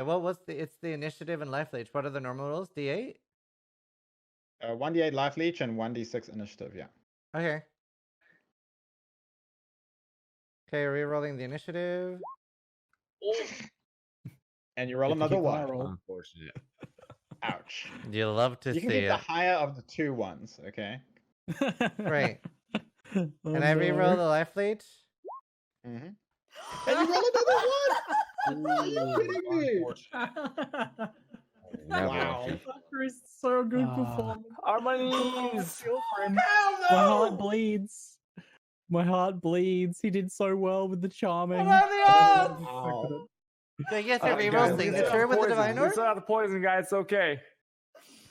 I'm sorry. Daniel basically takes the divine orb, sets it on fire, and throws it away. Wait, do I get to reroll signature? No. Oh. Yeah, you only roll signature once. Wow. That's amazing. On that note, you guys have got the poison. You've talked to most of the exiles and stuff. You've got a whole bunch of people on your side. Veritania, Letitia, Marmoa. You've got the poison. And you also set a divine orb on fire. Let's take a quick break for a few minutes, and then be right back. See you guys in 3 or 4 minutes. Welcome back, ladies and gentlemen, to Path of Paper. It's good to have you guys here. The players have just kind of finished their plan on like how to like retake Zaan, and they've talked to a bunch of exiles. They even organized a date for Hagen with Momo, which I was particularly impressed by. And for me. And then Zizaran's character Daniel the Danman basically set a divine orb on fire because it did absolutely nothing. Amy offstream managed to roll a signature item on one of the items that she forgot to roll. And Amy, what you get is water walking. So this item allows the user to walk on water or similar liquid at will. So there we go. Wow. Cool. Make a note on your character sheet and yeah, have fun running on water. So it is at this point that you guys haven't really thought about this, but there's a chance that one of the people you spoke to is a traitor, right? No. What? No. I mean, No. there's no chance. There's no chance. Absolutely chance. 0 chance. Well, 0 chance. I turn to chat. Chat. No. Chat. Are you feeling naughty or nice today? Because you get to choose which way the story turns. I have a Was request. one of the people they do spoke this to a code, traitor? Traitor, yes or no? I have Ziz, a if you could do the request. straw poll. Of course none of us can. look at the results. None of the players know the result. Yeah, So that can be kept. Oh. Okay, But none of us. I don't have it open anymore. Okay, good. okay. So the players will not be We looking at this. They already don't know if the there's a results. traitor. No. It doesn't matter, It's gonna be dude. yes. Have we The been pretty players specific do not about our know if plans? there's a traitor. Oh, That is there a traitor. the players know there's a traitor. The players know. We Well, are. our, we're- char- told our them almost characters nothing. don't know, is what you're saying. Like as of right now, our characters don't know anything. And we don't know. Yes, we as people and our characters obviously wouldn't know either. Okay. Holy shit, it's really close. Okay. So we don't metagame it. No, don't say that. Wow. Chat's very divided today. Okay. Okay, that is Typical. decided. Just something that's creeping at the back of your mind. It would be terrible if one of these people you spoke to run to Piety and they're like, Piety. They're trying to break free. To get some good boy points at the Blackguards. It is fortunate, just in a just thinking if someone were to betray us, it's a good thing we haven't really told what our plans are. That's good. Yeah, we didn't really Yeah, you haven't say. given the details to your plans. That's true. That Okay, helps. well, what do you guys do next? So it seems like we have 2 things that we need to set up before nightfall if we're doing this tonight, which seems wise given the absence of Dominus. So we're huddled somewhere private. We need to slip Mathil the poison. Just put and it in set his up the wine trap. that he normally drinks. That should be easy. Yeah. Someone has to get close enough to him to do that. Well, Without we've been living in his quarters as his slaves, so I'm gonna assume we know the lay of the We're sleeping land. in the streets. Oh, really? Yeah. We slept in the Oh. gutter. Like rat. I can We don't follow even know my where it lives. nose. I'm quite stealthy. If Harold and I go in, we could both. I mean, how big is the poison that we've got? Is it good enough for 2 doses? It appears to be enough for only 1 dose. That's what Hagen told you. All right. Well, I'll hold on to it, and then if either of us have like a more opportune opening, maybe Harold. I have very high stealth as well. So do you think we should kill Mathil first, because then we get like the loots and we'd be stronger, and then we do the other thing, like, or what are we doing first? We should do I that was gonna first, try and people would just think he's hungover or maybe just still sleeping with one of his girls, so they're not gonna miss him anyway. Yeah, maybe we could just party with him. And he drinks. We can buy him some drinks. Not that we I have mean, he much. drinks a lot, evidently. I mean, every time you've seen him, he's carrying around empty wine bottles. So I don't think that's going to be a problem. And there's no reason for him to be suspicious. When's the last time anyone bothered rising up around here? No one. Or asking to be free. Like, that hasn't happened for 15 minutes. True. Maybe, Okay, definitely so- not Dan. Do you guys want to try poison methyl now? DNA. Can we Hell maybe yeah. talk to Grigor before that? Or does anyone else want to get Grigor on side at all? Sure. Grigor has not been talked to. Isn't Grigor free? Was that Hagen? That was Hagen's free. Hagen is was free. free. Grigor is actually very much shackled like the rest of the exiles. Ah, yes. We should talk to Grigor. Do we shuffle over as a group? Sure. Yeah, you guys go up as a group. You see Grigor standing there. He's like wearing this like black cloak, and he's got these like cool like blue-black tattoos all over his body. He kind of looks beneath his cloak up at you guys and goes, "Hello." Howdy. Hello. Howdy. Hey there. You've been Can I making say quite it- some strides in the arena lately, I've seen. Congratulations. Thank you. How would you like to be free? Just gonna put it out there. What are you implying? That you have a way It's to be a free? simple question. How would you like to be free? I would love to be Grigor, free. Grigor. Great. I have the Can black I sit guards down next beneath to it? my feet. Well, Sorry, Amy? I didn't hear. I've heard about the things that Piety has been doing. Horrors. I'm deeply afraid of that woman, if I'll be honest. Yes. Well, we Well? were thinking that. carry on. Sorry. No, it's okay. You're So, good. so you say we can be free? What's your plan? Theoretically speaking. Oh, we don't have a plan. It's just if something was to happen, we know whose side you're on. We have a plan, but for obvious reasons, we cannot reveal all of the details to everyone. However, suffice to say, click, we could get you in on this action. So that Oh, I would love one of those keys. He says, holding out his hand. I hold the key. I say the only exchange is that when the time feels right, that you make use of it and cause whatever ruckus amongst the Black Guard possible. Fair Alright, he trade? says. Fair trade. I have something even more to even the odds and show you my goodwill. Yes, He, indeed. under his black robe, he pulls out a wooden box and he opens it and it's full of glittering gems. It's just like You can PoE. take We're one. just farming currency. You guys can pick any skill gem in the game. Oh. Ooh. what? Hello? Wow. So take your pick. If you're a little overwhelmed, I can give you some suggestions. Can I have multiple heralds? You can't take support gems. You only get support gems at level 4. No. But Heralds. you can take skill gems.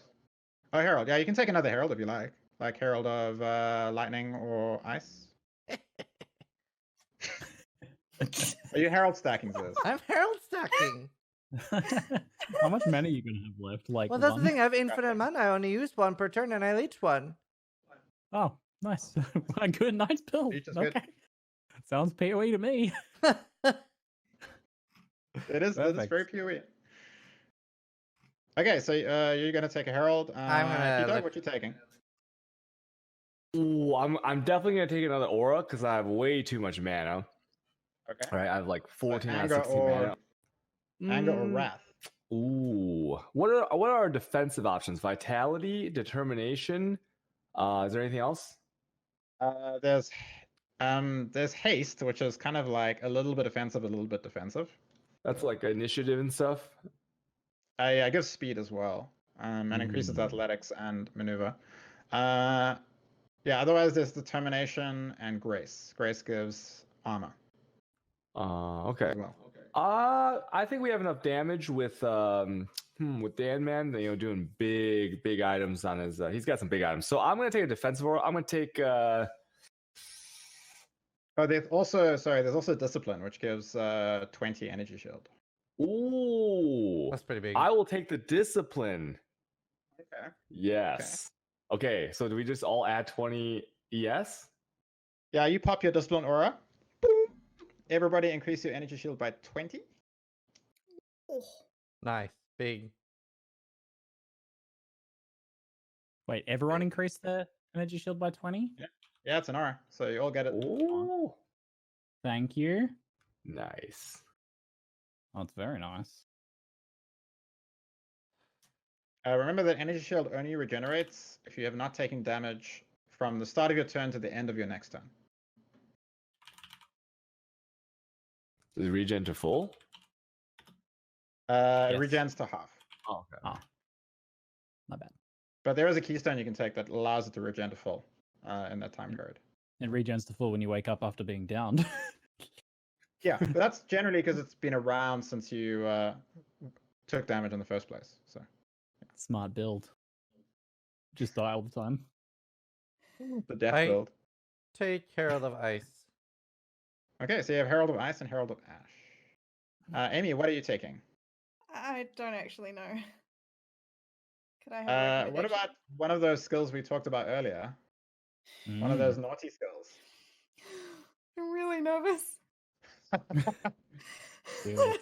not ready for this. Do it. I'll take it. I'll take one of them. Okay, do you want to take the AoE one or the single target one?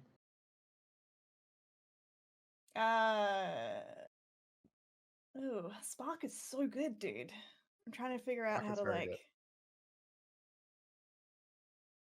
Okay, while you're thinking about it, Ziggy has told me what he's taken. This is going to be mine is a hilarious. Secret skill.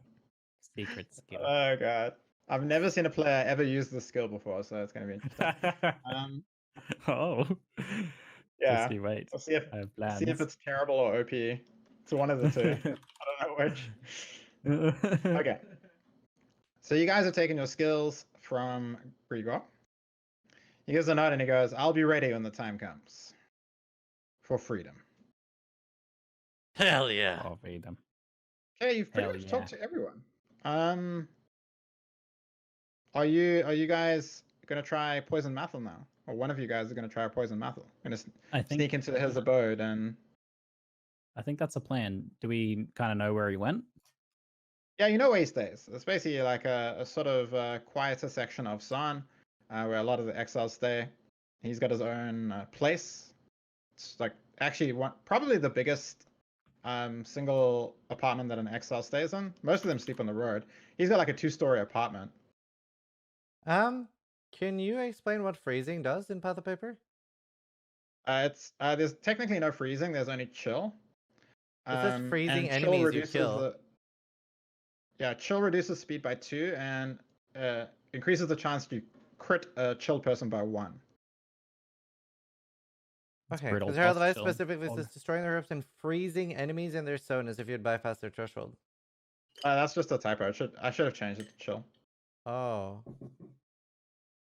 Just alpha things. Okay, so who is going to try poison Mathel? I assume this is a one person job. I suggest that I might have a plan for the poisoning of Mathel. Can I Okay, switch sure. to Herald of Thunder then? Because I thought it froze. Sure. Sweet. Yeah, sure, go for it. What's the All I plan? would need is the poison in a moment. If I fail, I'll bring the poison back and we can try something else. Possibly. Okay. Do you trust Capavian? I trust you, friend. Do you trust me? Team. Okay. Cool. So last we saw Mathel, he had a girl on each arm, was drinking the wine, was a little bit sloshy, was heading to his house. Correct? Yeah. I have the facts correct? Okay. Yeah, that is true. Here is my plan in a basic outline. I would like to sneak to the house and wait somewhere, maybe outside the house or with a view to perhaps the kitchen. And I would like to observe for when one of his female accoutrements goes to fetch a fresh glass of wine or pitcher of wine. Yeah, you see a beautiful young woman come sauntering out of his place, and comes walking back with two large skins of wine. Okay, I would like to throw something at her. What are you throwing at her? You know what I'm throwing A at her. rock? Oh, No. you're throwing that. Yes, That's I throw amazing, a small Ziggy. device at her. You take out a strange device and you throw it at her feet. Oh no! As it detonates, she immediately stops as her eyes glaze over and she turns to you. Master? We did it! I put the poison in her hand and I say, place this in Mathel's wine and then forget all about this. Yes, And then I Master, walk away. she says, as she pours it into the wine, turns and walks into the apartment. I walk away. I walk back to the group. I believe my plan was successful.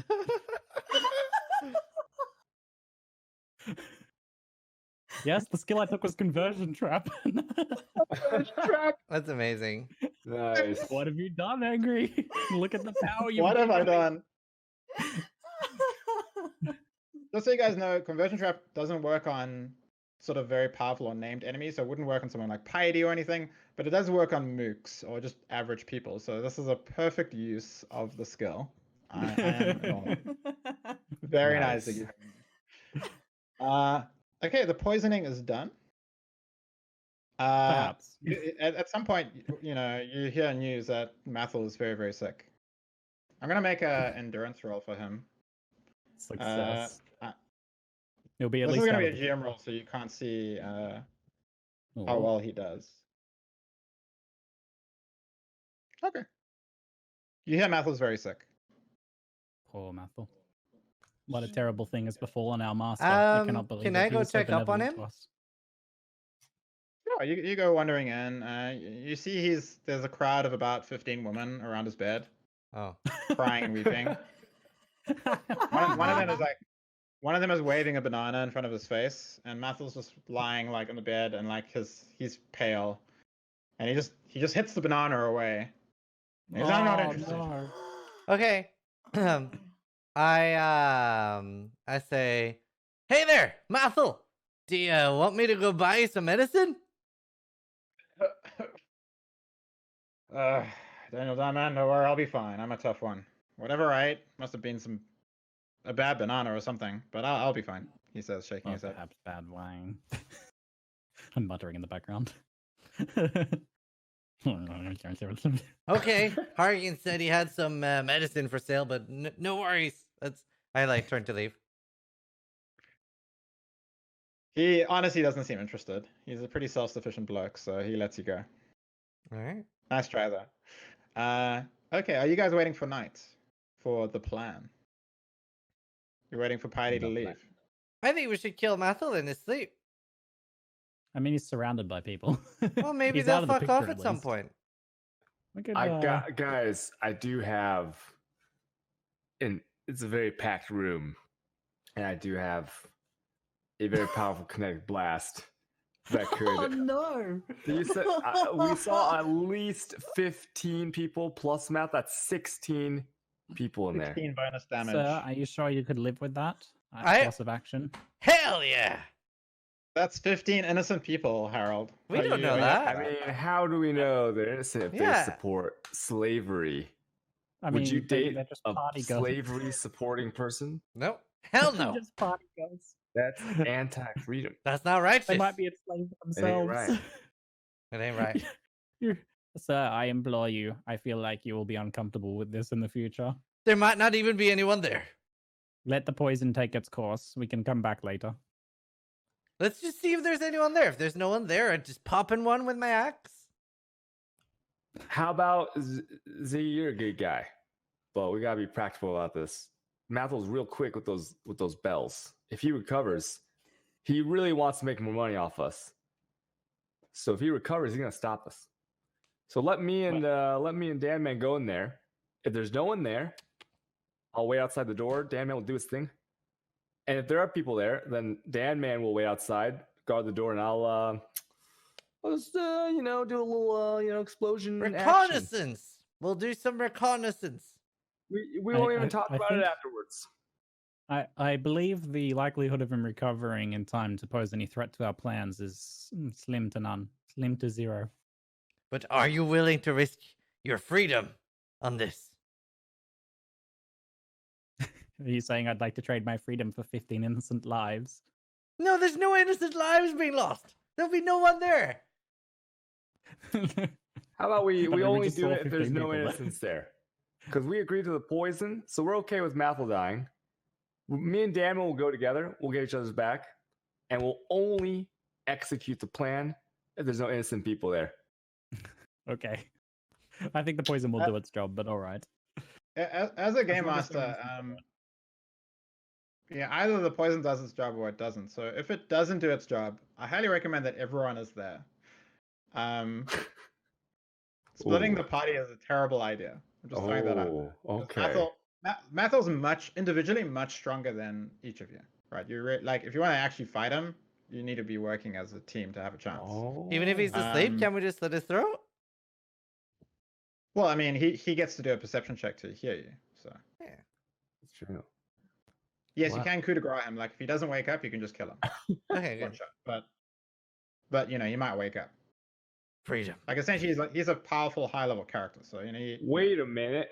Why we know where the room is now because we visited him. Why don't I use my spooky ghost skill to just really quick in with my head, see who's in there, and then back out to report? Can I do that real quick? Just real quick. Sure, go for it. Okay, you're on the roof of Mathel's apartment, and then you activate your ghost ability, and you stick your head through the roof into his bedroom. I'm gonna say he doesn't even have a chance of seeing this because he's not looking up at a ceiling. You see Mathel. He's actually like slowly rising from his bed, and he's like, "Oh man, I think I shook off the worst of that poison. Bloody nasty stuff." Oh, he seems largely fine. Dodgy poison. Is he I alone? come back out. I report this, and I say, "Oh, he's looking real fresh. He's looking real fresh, guys. Ooh, it didn't work." I think we kill him now, so it doesn't stop us later. Wait. Was there anyone with him, Harold? Just two other women. See, there's no one there. No casualties. Wait, I'm the only one who did it. I look at Ziz and I wink at him. I go, he was alone. We gotta go get him now. He doesn't even have his pants on. All right, we're gonna need everyone. Let's go. I say, wait, won't he just stay home during all of this? Do we need to do this? It seems like unnecessary risk to the plan. We need to do it. Let's liberate him of his life. This seems like a terrible idea. Just needs to be said. Click off my collar. I put it in my pocket to put it back on later. Very well. I unlock my shackles as well. Okay, you guys go tromping into Mathel's place, going up the stairs. You see him. I sneak in. Yeah. Perhaps we Oh, sneak. you gotta sneak in. Okay. I'm gonna sneak. Everybody make a stealth roll, please. You're going ninja style. Oh, God. This seems like a terrible idea. Little did they know that this would be the end of the campaign. Okay.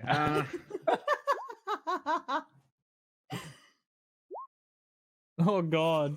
Oh, I rolled a 1. Even Plus rolled 7 a though. 1. Plus 7 though. It's actually a 2. Oh, sorry. Yeah, it's a 2 because you get -5 on a 1 and a +5 on a 10. 2. Not much Okay. better. So what I'm gonna rule is that you guys all creep into Mathel's apartment. Kaluna, you notice Capavian trip and fall over a chair as the chair splinters into a million pieces with a loud racket. And you're smooth enough that you basically just, like press up against the wall and meld into the darkness. You are still concealed. But Daniel, Capavian, and Harold, you guys all are like, as Mathel comes walking down the stairs in like a loose-fitting robe showing his bare, hairless chest. And you notice he's carrying 2 swords in either hand. And he kind of looks at the 3 of you and goes, "What the hell are you doing in my place?" Sorry to disturb you, sir. We heard you were unwell, and we came to see if you were on the mend. Whether there was anything we could do to help. I'm fine. Now get the hell out of my house. I start walking out of the room. Yeah, I do the little Homer Simpson fade into the bush, except for I use my ghost ability to fade into the wall, and I end up outside. But you guys just wuss out. You're wussing out of me here. Are you wussing out of me? Abort! Abort! He's got his weapons. He's ready to go. Yeah, it's a small hallway. I'm ready to fight. I kind of want to fight. I have already phased into the wall. I'm still inside the wall. I can come back, but I'm in the wall.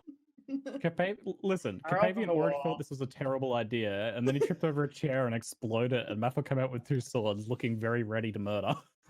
I'm like, I'm out. Okay, I think. I'm leaving. gonna go with Capavian. I think this is gonna bite us in the ass later. He escorts you guys out of his place and closes the door behind you. I know when a plan is doomed to I failure. put my collar back on. I put my shackles Can I back on. I'm sneak glad out you ahead didn't of notice the these closing shackles. door? Oh, you're still inside. No. When I see that he's escorting them, I'm gonna like You creep out. cuddle. Yeah. Yeah, I'm out. you squeeze out of a window, I'll say. Sweet. And you guys bail hard. Intimidated by Mathel, terrified of Yep. Mathel, you flee. Ooh, that was a doozy, guys. Yeah, like maybe we can go about this another route, but again, I don't think he's gonna interrupt our plans. Just so you guys know, night has fallen, and it looks like Piety is about to leave Sun with a group of blackguards. You see her walking out right now. All right, so we need to make a decision immediately, folks. We have to abort the Mathel plan because the timeline has moved up on us. We've run out of time.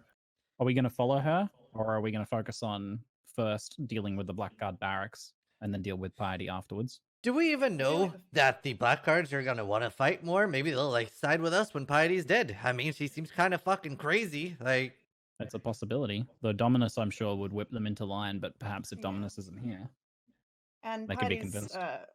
given many of the Blackguards favors. One of the other things is that the Blackguards have not been kind to the exiles and so on. So they probably are not expecting mercy, so to speak. my wonderful friends. Idea is I have an idea. Okay. I'm ready. Capavian has amazing traps. How about Thank you. the Blackguards are sleeping? We have loads of traps, loads of fire traps positioned where they would stand up. So if they for any reason wake up, loads of fire traps go up, setting the entire barracks on fire. But we don't do anything with that. We just leave that. They can just be on fire. Then we go kill Piety. And then if she somehow calls for reinforcements, well, the Blackguards are on fire.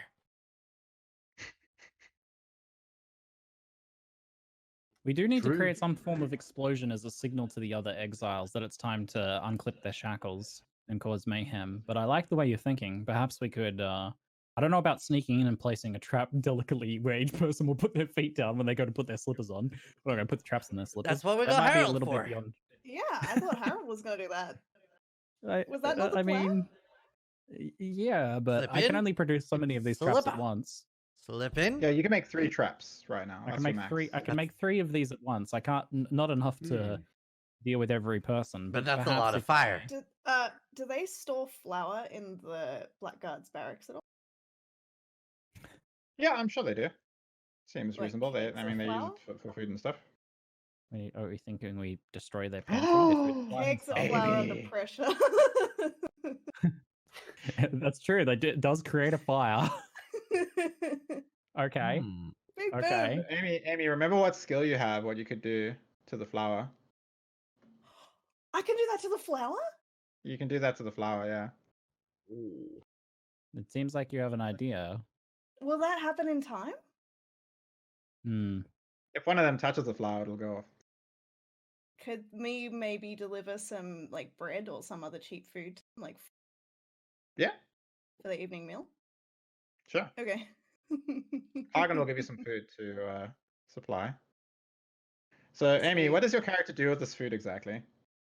Describe. Okay, I'm gonna find the nicest basket I can in town.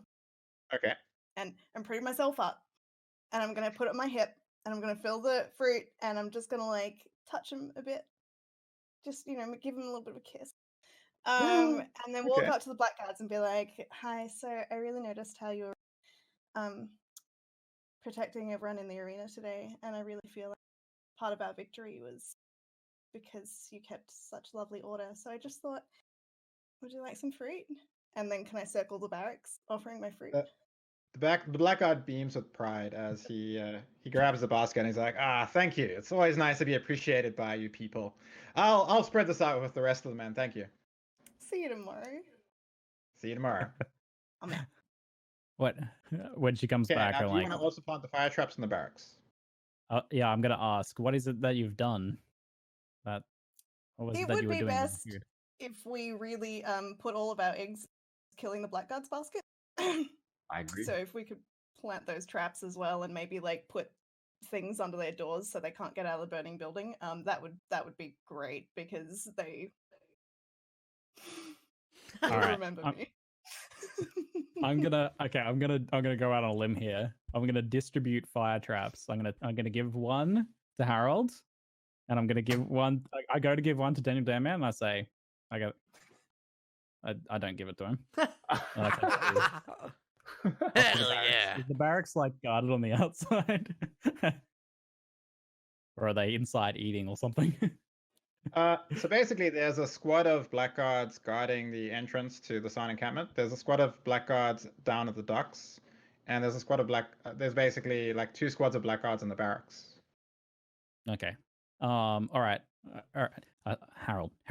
Yeah. Harold. Yeah. I'm gonna ask that you simply phase through the wall using your uncanny ability. Sure. I've rigged that to detonate when you throw it. Okay, just throw it, and then get out of there as fast as you can. But I'm gonna count.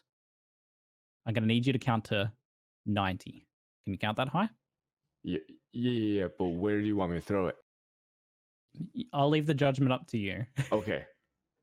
You can do that. All right. On the count of 60, I am going to sneak up to the front door and place 2 fire traps at the front door, like in the door frame, basically, so that when the door opens, it goes. You surreptitiously place them, nice and invisible, at the front of the door. All right. Camera shift focus, and then I run away. Camera shift focus to the rest of the group. To Harold, you turn into a ghost, I assume, and head over to the barracks. So, yep, I'm going through the wall. Like every few seconds, my face just like pops out of the wall to like check to make sure I'm in the right spot.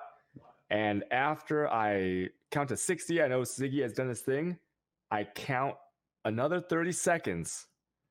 He did it. And I throw the fire trap in the laundry room where there's a lot of cloth and linen. And I phase back out. I run and rejoin the group. I'm just seeing if you randomly materialize at any point during this time. Sure. I don't roll a flippin' 1. You don't. You stay ghost form the entire time. Nice. Your plan goes without any hitch as you toss your flame trap in, and then you go ghosting out. It booms almost immediately as soon as he throws it. So hope he runs fast. So let me describe what begins to happen at the blackguard barracks, Yes, and then I will and then you guys can tell me what you guys want to do. So firstly, you see one of the blackguards leaning against the entrance to the barracks as he pulls a piece of fruit that he got earlier from the basket. As he bites into it, a strange purplish mist puffs out of the piece of fruit. He starts coughing, and then like the purplish mist like sticks to his skin and starts growing over his whole body as he starts screaming, as boils and pustules start appearing, and he starts writhing on the ground in agony. As he dies, you see like 4 other blackguards running up to him, and as he dies, you see this body go psh, as gas shoots out of it in a large plume, and then the 4 blackguards also get infected, and they start screaming as well as they start running around and falling to the ground. You hear further screams coming from inside, not only from fire, but also from contagion, which is Amy's new skill that she's picked up. which is a bit of a doozy of spreading, because not only can you just directly infect people with it, but you can also infect food, or you can even cough on someone and then it activates like 24 hours later. So there's a lot of fun you can do with contagion and path of paper.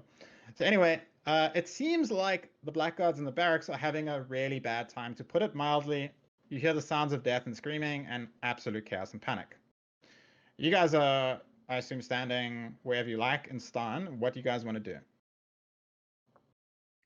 I guess perhaps we should see how events unfold a little bit, then choose our best course of action. Well, how about we go after Piety now while there's full chaos and we take her out? She's going to be at full power. Everyone in here is going to be hopefully being killed by all the other exiles. Yeah, maybe we should warn the other exiles on our way out. Just be like, don't get too close to the blackguards that are like exploding into pustules. But I don't know. I don't know about this, so I guess that's that's Kaluna's job. She wants to warn people. What you notice is that the squad of blackguards at the docks hears the chaos and they start running towards the barracks. How fortunate that the door is trapped. Yeah, it is just fire at the door, that's for sure. At this point, it seems like this is the sign that the rest of the exiles you talk to are looking for, as they all start taking off their shackles, waving their weapons, and getting ready to fight. Sweet. As you start hearing the sounds of battle, as I'm going to rule that the majority of the exiles basically engage the squadron that's moving up from the docks. So there's one free group of blackguards still standing at the entrance. They're turning around and like starting to check out what the hell's going on. And yeah, a battle is brewing at the docks. What do you guys do? I think we should go after Piety. Do we know where she went? Mm-hmm. She left the town and went out into the sand slum. So you'd have to get through the blackguard group, the blackguard squad, to get to her. Let's go assist the exiles and head that way then. Okay, so you guys are gonna hit the main blackguard squad, guarding the entrance. It's gonna be fun. Oh, it's happening! It's happening! Oh, are you guys ready for some shit? Wow. Yeah. Please position your exiles as you see fit. Now they were engaged with some other exiles, were they? As well? Or are these additional squad of blackguard? These are the unencumbered squad that are guarding the entrance. Oh, we didn't go to the dock? Oh, you said you guys are going after Piety, right? Yeah, we have to make it into the slums, but that's like a different sector of town that's guarded by this squad of blackguard. I thought we were assisting the other exiles versus the docks first. Is that not what we're doing? That's right. Do you want to go and bushwhack the group at the docks, or do you want to go for the group at the entrance? It's your choice. This is the way to the Sun slums to chase down Fiesta. Okay. I feel like we're... Sorry, go on. So are we going to fight, or are we helping the exiles first? What are we... I figured we'd help the exiles first, because then it becomes like a take back San kind of rolling. Like a snowball. Okay. You want to go for the snowball? Yeah. Okay. It does sound like a good idea. Yeah. It's easy to control the town. In that case, one of these squads is fighting exiles, so we don't worry about them.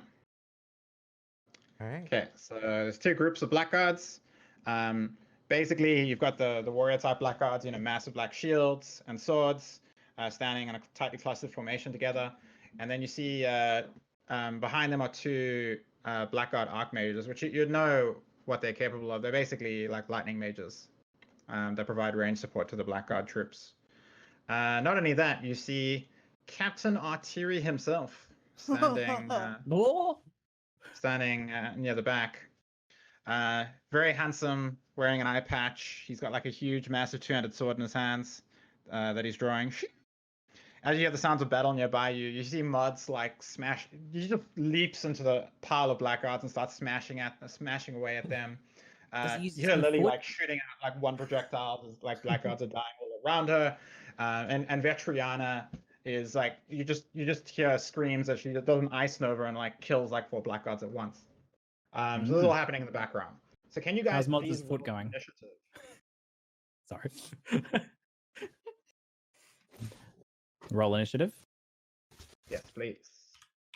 Roll initiative.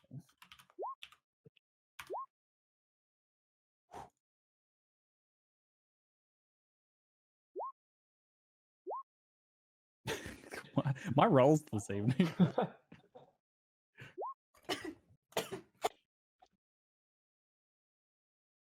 You okay? Okay, so Pavian gets 10. Contagion. Yeah, Amy's getting her a taste of her own medicine. Kaluna gets 15.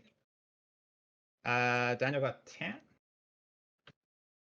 And what did Cute Dog get? Cute Dog 11. Okay. Cool, Kaluna, it is your turn to act. Go. Whoa. Just before you go, Arteri draws a sword and he's like, "Men, attack! Defense sign it is ours!" As they all charge right at you. Okay, go, Kaluna. This is the guy who left us chained up together. Yeah, he changed you because he said like you bet on the other team. Oh, okay. All right, good revenge. The two magic casters at the back of this group that Daniel's going to engage with, it looks like, are they part of the group of melee, or are they? No, they're in a separate zone from the melee. Is Daniel Danman in the middle of both packs? Is that your plan? That is my plan. He's right in the thick of it already. Good job. Good. All right, I'm gonna twirl out my new staff and maybe grab it a little too tightly so the blood comes out, and I love it. And I'm gonna cast Contagion onto that group that Dan is on the group of blackguards. Yes. The warriors. Okay, make a roll. You got a lot of damage now with that unique stuff. Yeah, so I'm. So Contagion is an AoE, so it'll hit all 6 blackguards, and it has 2 bonus damage. But it is chaos damage, so it ignores any resistance or armor, which is nice. Ooh. And then I've got my regular damage, so it's... Hold on, let me see if I get it. Yeah, and you know, multiply by your WAM plus your regular damage. Also, chaos magic, this is just for the viewers to know, but also for you to know, just in case you don't know. Chaos magic is dark stuff. And there's a chance that it goes wrong. So there's a little table on the rulebook that if you roll a 1 twice in a row, something very bad happens. Yeah, something very messed up and dark and evil happens. So there's always a risk. Gotta open with a big bang. Plus 8, and then 2 from the hatred. And then 2 from the contagion. All right. Okay. This should be my roll. Okay. You roll a 9. Wow. 66 points of chaos damage. And, I mean, that ignores armor and resistance. So I'll tell you straight up, Amy, that's enough to kill all 6 blackguards. So you extend your hand. Describe your horrible Contagion 6 kill. Horrific. Okay, so more of what happened in the barracks, but I'm actually seeing it this time, and they kind of bubble and splatter onto Dan's boots, and that feels horrific. 6 puddles. Splash charges go floating up. I don't think anyone needs splash charges right now. Now, when Contagion kills a target, it can spread to a nearby zone. So which zone do you want to spread it to? Do you want to spread it to the Archmages or the other warriors? Or Daniel Danman. the Archmages, please. Or Daniel Danman. Sorry, the Archmages. Okay, so basically, you know, purple coating, they all die a horrible, gruesome death, and then like the Contagion like flows and like envelops the 2 Archmages. Now it doesn't do damage to them yet, it'll do damage to them at the big start of your next turn. But they are currently infected. This clears bad. Yeah. Okay, go Atiri. Atiri roars. As suddenly a massive rotating shield of fire appears around him. He then rushes over to Daniel with his big 2-handed sword and goes as he does a double strike.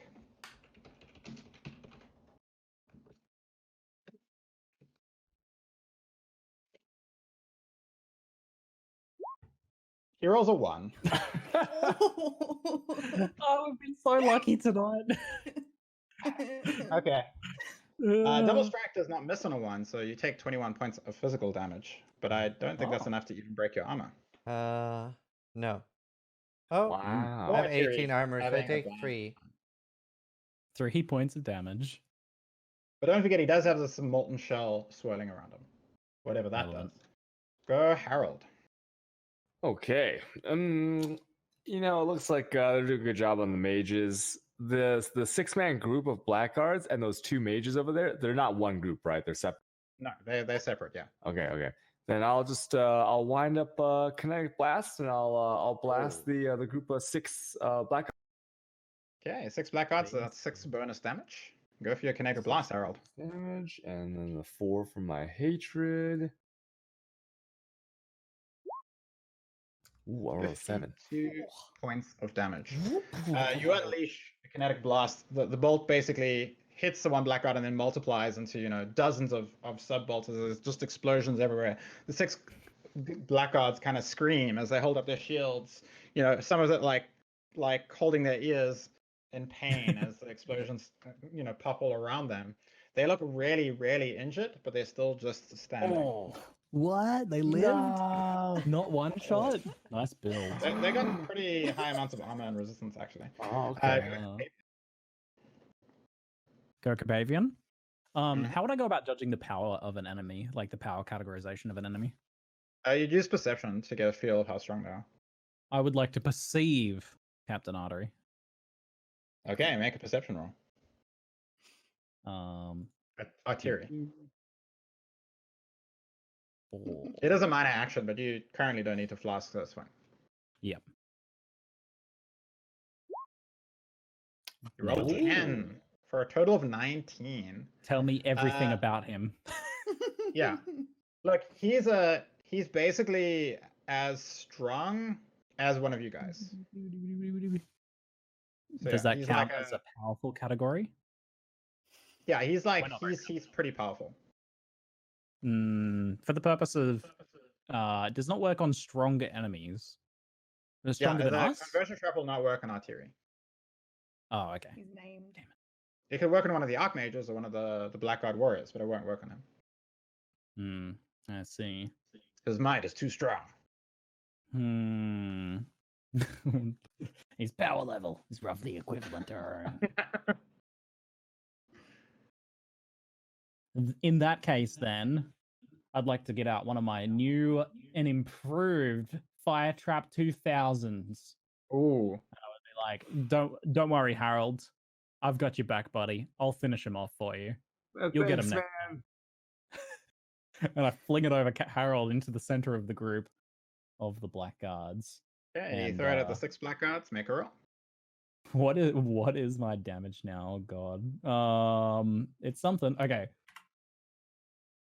So looking at your character sheet, your wham is I got 5. it. No, yeah. Yeah, my trap wham is 5 plus 5. 1d10 times 5 plus 5. That is 55 points of damage. You rolled a 10? Oh my god, you guys are just demolishing this fight. Okay. I crit on 9 or 10, so that's a crit. Either way. Yeah. So you would add half of your dex and int to the damage. But it really, really is beyond overkill. So please describe your 6-man kill with your fire trap. Alright, so they've been flashbanged by Harold's attempt at murdering them. So they're all reeling and stuff. And I'd basically just throw a grenade in the middle of them and giblets and flaming hunks of meat spray in all directions. There's just arms and legs and bits of smoking meat that remain of the poor blackguards. They are vanquished. Poor blackguards. Go, Daniel! Daniel, you're currently engaged by artillery. Yeah. So you cannot leave the area unless you beat him on a maneuver or athletic check. That's fine. Is he close enough that a Herald of Ash Prolif is going to hit the 2 Archmages close? No. Okay. He is not in the same zone. How much damage is Hatred? 2 bonus damage. 2? Okay. I'm going to heavy strike him. Okay. With your big ass. Roll an 8. Good God, you guys are rolling really well. 97. 97 physical damage. No. With a mighty fire swing, damage. Fire your damage. Axe. Oh, it's a fire damage. Sorry. With a mighty swing, you slam your burning Herald of Ash axe into Artillery's chest. You basically split his shield in half, and that's the only thing that barely keeps him alive. But he is still standing. Oh, however, you do ignite him. Yeah, sweet. So he will take another 97 points of fire damage on his turn at the end of his turn. Nice. Wait, isn't it at the start? However, as you slam into him, the molten shell around him explodes in a huge blaze of fire. Isn't damage over time taken at the start of your turn? I think it's the start of your next turn, right? Because that's a full round. For Ignite specifically, it's on at the end of their turn. Oh, okay. Ignite has gone through many balance passes though, so who knows when it will change again. He does 46 points of fire damage to you, Daniel, with his molten shell.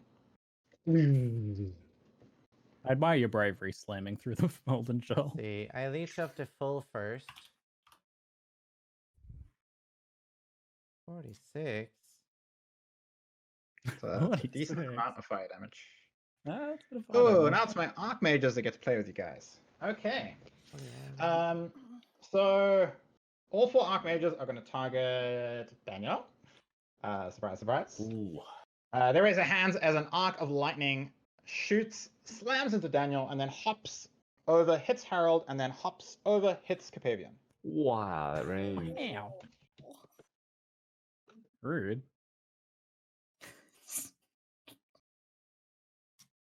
I'm all the way over here.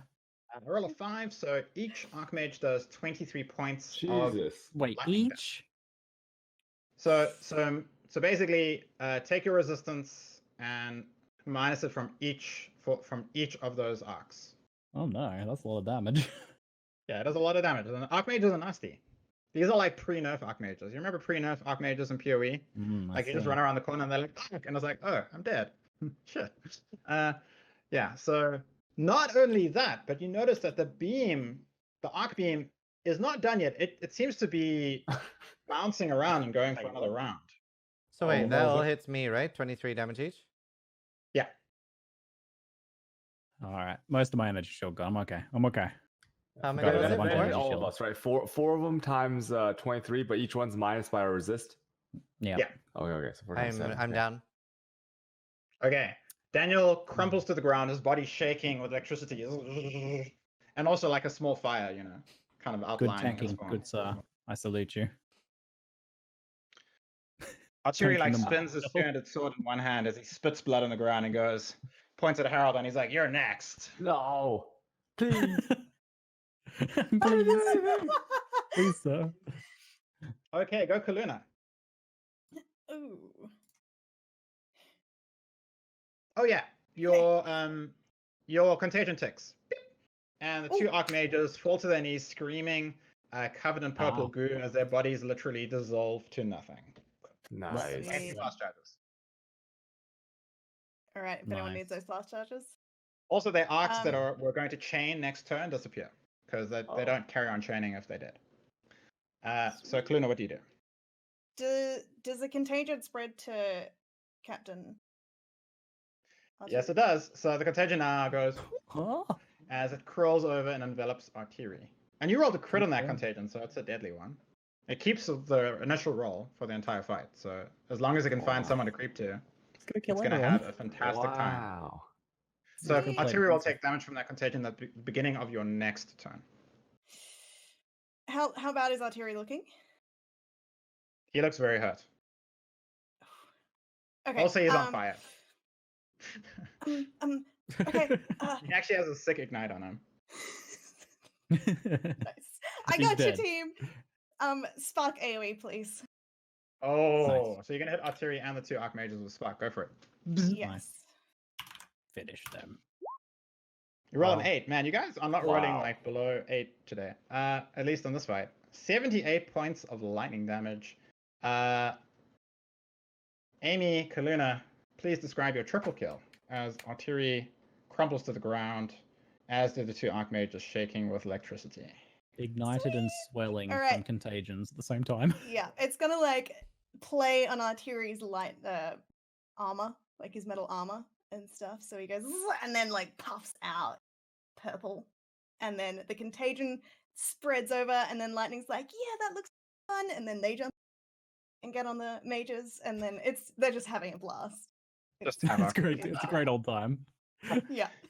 The Blackguard squad lie dead. You notice the other Blackguards are also dead, as you see your exile companions like Mods and Lily and such, standing over the dead bodies of the Blackguards, raising their weapons, going. Yeah. At this point, we are going to take a short break, but before we do that, I want to toss out a vote to the to chat. I want them to vote on something.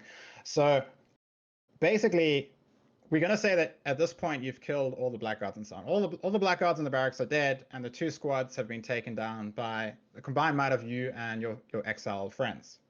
San is officially yours. Congratulations. So now the only thing you really have to worry about in the immediate future is Piety coming back or something.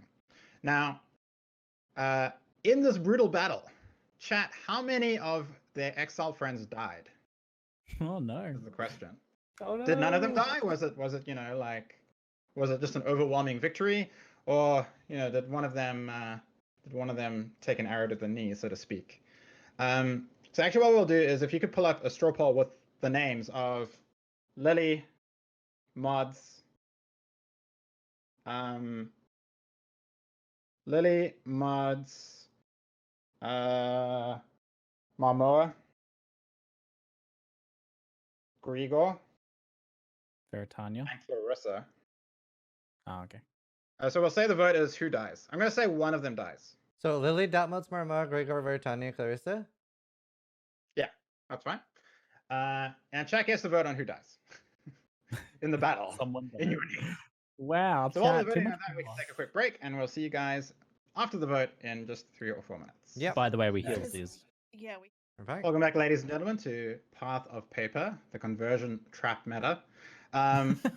As Yes. our exiles have just decisively, absolutely destroyed a squad of Blackguards, and with lots of burning and mayhem and contagions and fire traps, the Blackguards in San are dead, as there's a roar and a cheer from all the freed exiles ripping off their shackles and taking Blackguard weapons and equipping and arming themselves, as you are free, finally, and in control of San encampment for now. Sweet. We should get ready for Piety coming back and put some traps down. Yeah. Also, Good idea. we should probably enlist the assistance of the others. It's like someone needs to give a rousing speech. We have the city, yada yada, but they're going to try and take it back from us. We must be ready. That sort of thing. Exiles! Long have you wanted your freedom. Long since gone are the days of the arena and fighting as slaves. Today, you reclaim your freedom. Death to Piety and death to Dominus. Hell yeah! Yeah, hell yeah! As you say this, please make a perception check, everyone. Oh no. You can't do that to us, DM. That's rude. Beat 13. Oh god. Tito gets a 10. Ooh, I got 10. Kaluna gets an 11. I get a 1. Danman rolls a 1. He's scratching his balls. I made speech. Speak. Oh, I rolled a 1 too. Ooh. Fabian rolled a 1. I mean, Very it's hard to enraptured see with by that mask on, so I understand. I'm enraptured by the speech. You guys are chatting your speech when suddenly you don't even see where it comes from. Not in the slightest. As suddenly 2 blades appear jutting out of Daniel Danman's chest. Oh. For 44 points of physical damage on a 3. Not too bad. As you see, your mind sort of catches up as, with amazing and unnatural speed, Mathel appears out of the shadows, flipping off the Ascendancy statue, doing like a sort of tornado spin. He like lands behind Danman and just like skewers him with his 2 blades. Fine, it wasn't that much. Wasn't that much. Mathel, no, we're not your enemy. We're not your enemy. We'll let you drink your wine and sleep with the women's. For now. The banana. He flicks back his blonde hair and he's like, "How could you? I had a good thing going here." I knew this was gonna bite us in the ass, Capavian. All right, all right. We're doing this. You surrender. Oh no, we're doing this. No, sir. We will not be surrendering. We've fought too hard for this. Okay. I say, exiles, this is one of the ones who would oppress you of your freedom. They all know Mathel. They look at him with absolute terror and don't get involved. Cowards! I slam him with heavy strength. Okay, can you guys make initiative rolls, please? Oh yes, it is too fast. There's a very small chance you beat him on initiative. 15. Almost. Fiona gets a very bad roll. I beat him on initiative. Oh, Capavian. You get like 22 or something. Pog. 23. And Harold, you get 13. Okay. Go, Capavian. I use conversion trap. Just kidding. Master. I run behind him, and I fling a bear trap at his feet, at his legs, the back of his rippling calves. I fling a bear trap. This is Mathel full form. He's wearing like armor and everything. You know, he's wearing like cool gladiator armor. He's not wearing any. He's not wearing a shirt. Just I thought that's an important thing to mention. Just like leather he's wearing like straps. greaves and like rings over the nipples. Like leather straps. Yeah, he's got nipple rings. You know. Perfect. So make your roll, Capavian. Okay. Bear trap. Pressure's on. All right. One. It's gonna be a big one. Plus 10. It's 20. It's only 25. It's only 25. 25. The bear trap. Oh. The bear trap goes at his feet and shatters when it encounters his ankle. but what about the crippling effect? He kind of shakes it off. Like he's limping a bit. So yeah, he is slowed. His speed is reduced by 4, but he doesn't take any damage. Okay. He's slowed. He's slowed. Get away from him. Yeah. So wait, does he turn. get 2 turns then? Well, it was a surprise round. Oh. You guys didn't see him, so you guys are completely surprised. So I think it's dramatically appropriate. Okay, so Mathel's going to use multi-strike as he draws his blade, and he does a double strike. So he goes... Ooh. Double? A double strike. Uh-oh. Okay. It's taking so long to enter. I'm dead. Probably. It's minus 10. So this first hit does 84 points of physical damage.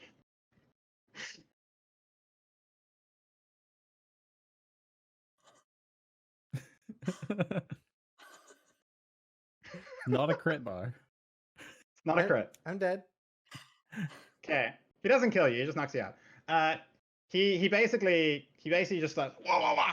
And then there's like you suddenly look at Daniel Danman and there's like he's got about like 20 different cuts all over his body. And Daniel Danman crumples to the ground. I'm sorry, Danman, you were right. He sheathes his swords and he says, "That was for poisoning me, you ass." Wait, how did you know? I mean, it wasn't us. He gives a one swift kick at Daniel Danman's body. Okay, are we done here? You can't deny our freedom, though. You worked so hard for it in the... You're not going to side with the Black Knight now. I'm done with the scene. He looks at the entrance to the Lord's Labyrinth. He's like, I'm going in there. It's about time I get off my lazy ass, stop drinking and whoring, you know? Go get some power. It's very noble of you. He leans down and reluctantly feeds Daniel Danman a flask. As he gets you back up to your feet, pats you on the back. He's like, "Don't mess with me again, okay, mate?" Yeah, you shouldn't have poisoned him. That was really mean. I can't believe you came up with that plan and executed it all. Dan. Yeah. Like, I'll be honest. You might be able to take him out, all 4 of you at once. It kind of depends on rolls. So if you want to go for it, go for it. But he doesn't actually want to fight you. He just was establishing dominance. I'm like, I say, hey, Mathel, thanks, man. Thanks for letting us off easy.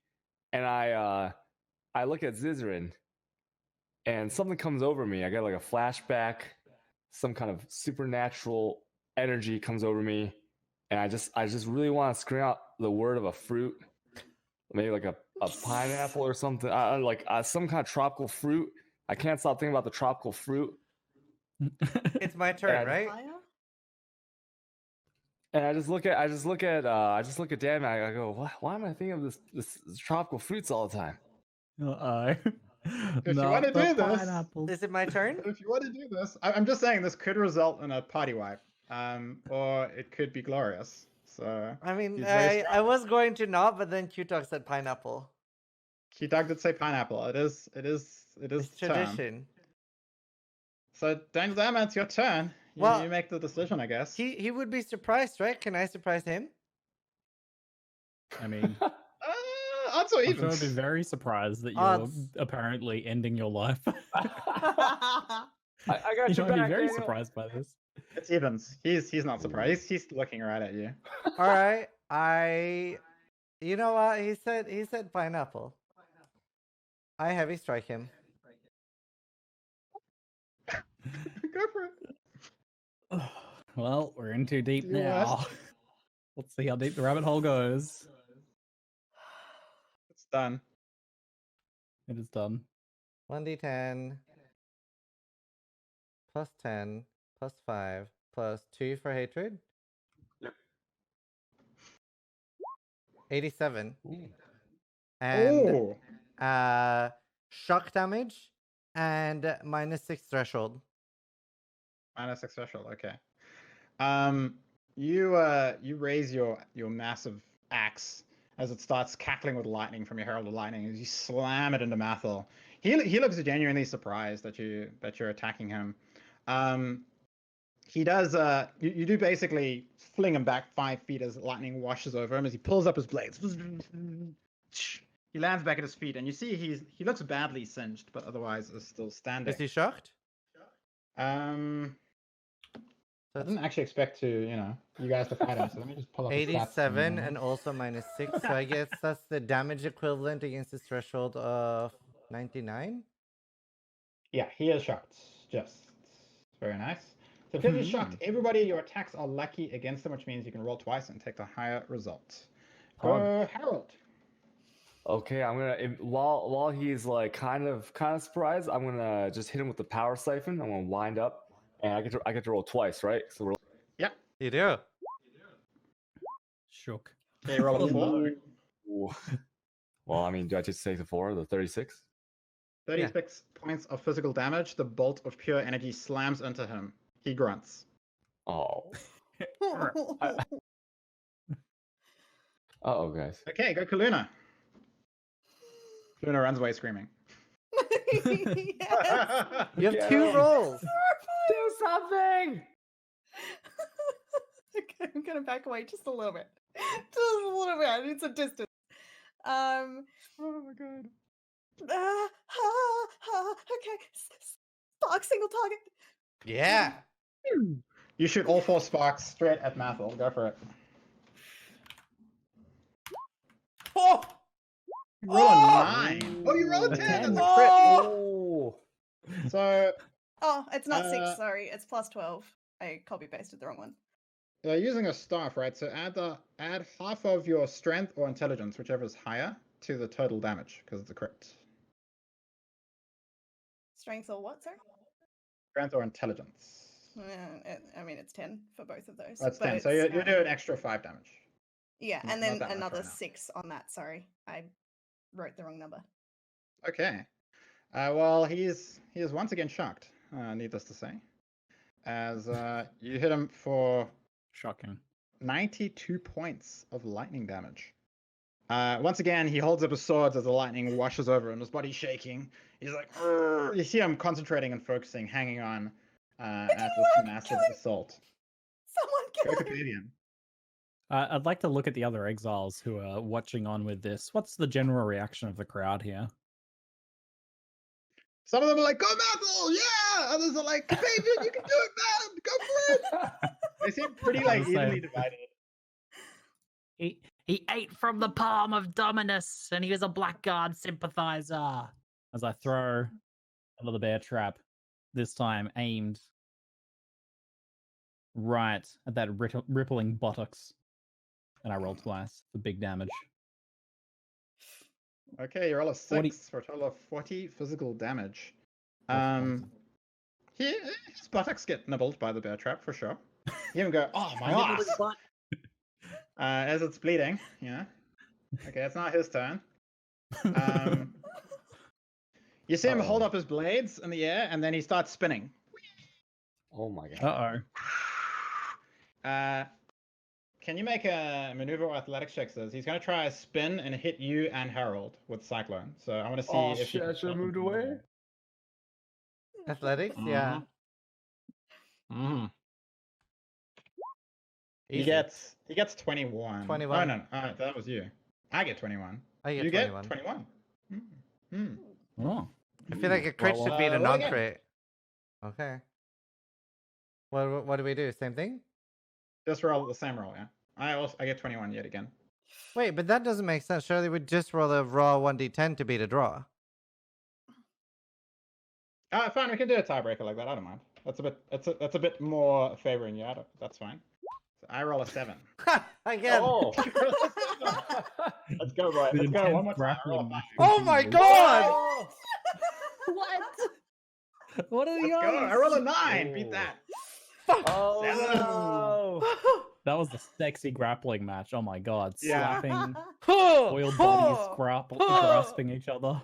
Yeah, you fence, you fight, you fence with Mathel, you try to keep him down, but he manages to spin out of you, cutting you, and then spinning and cutting up Harold as well. That's hot. That did it for me.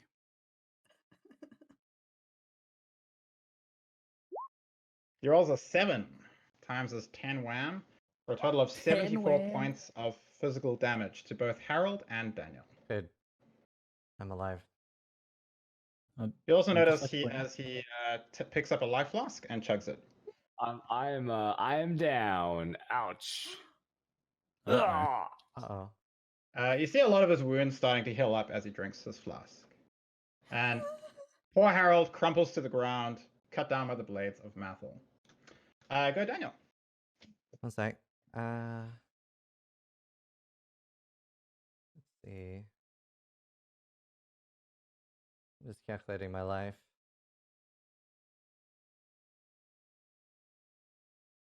Okay. I'd just like to point out he was 10 wham. 10. Dedicated wham.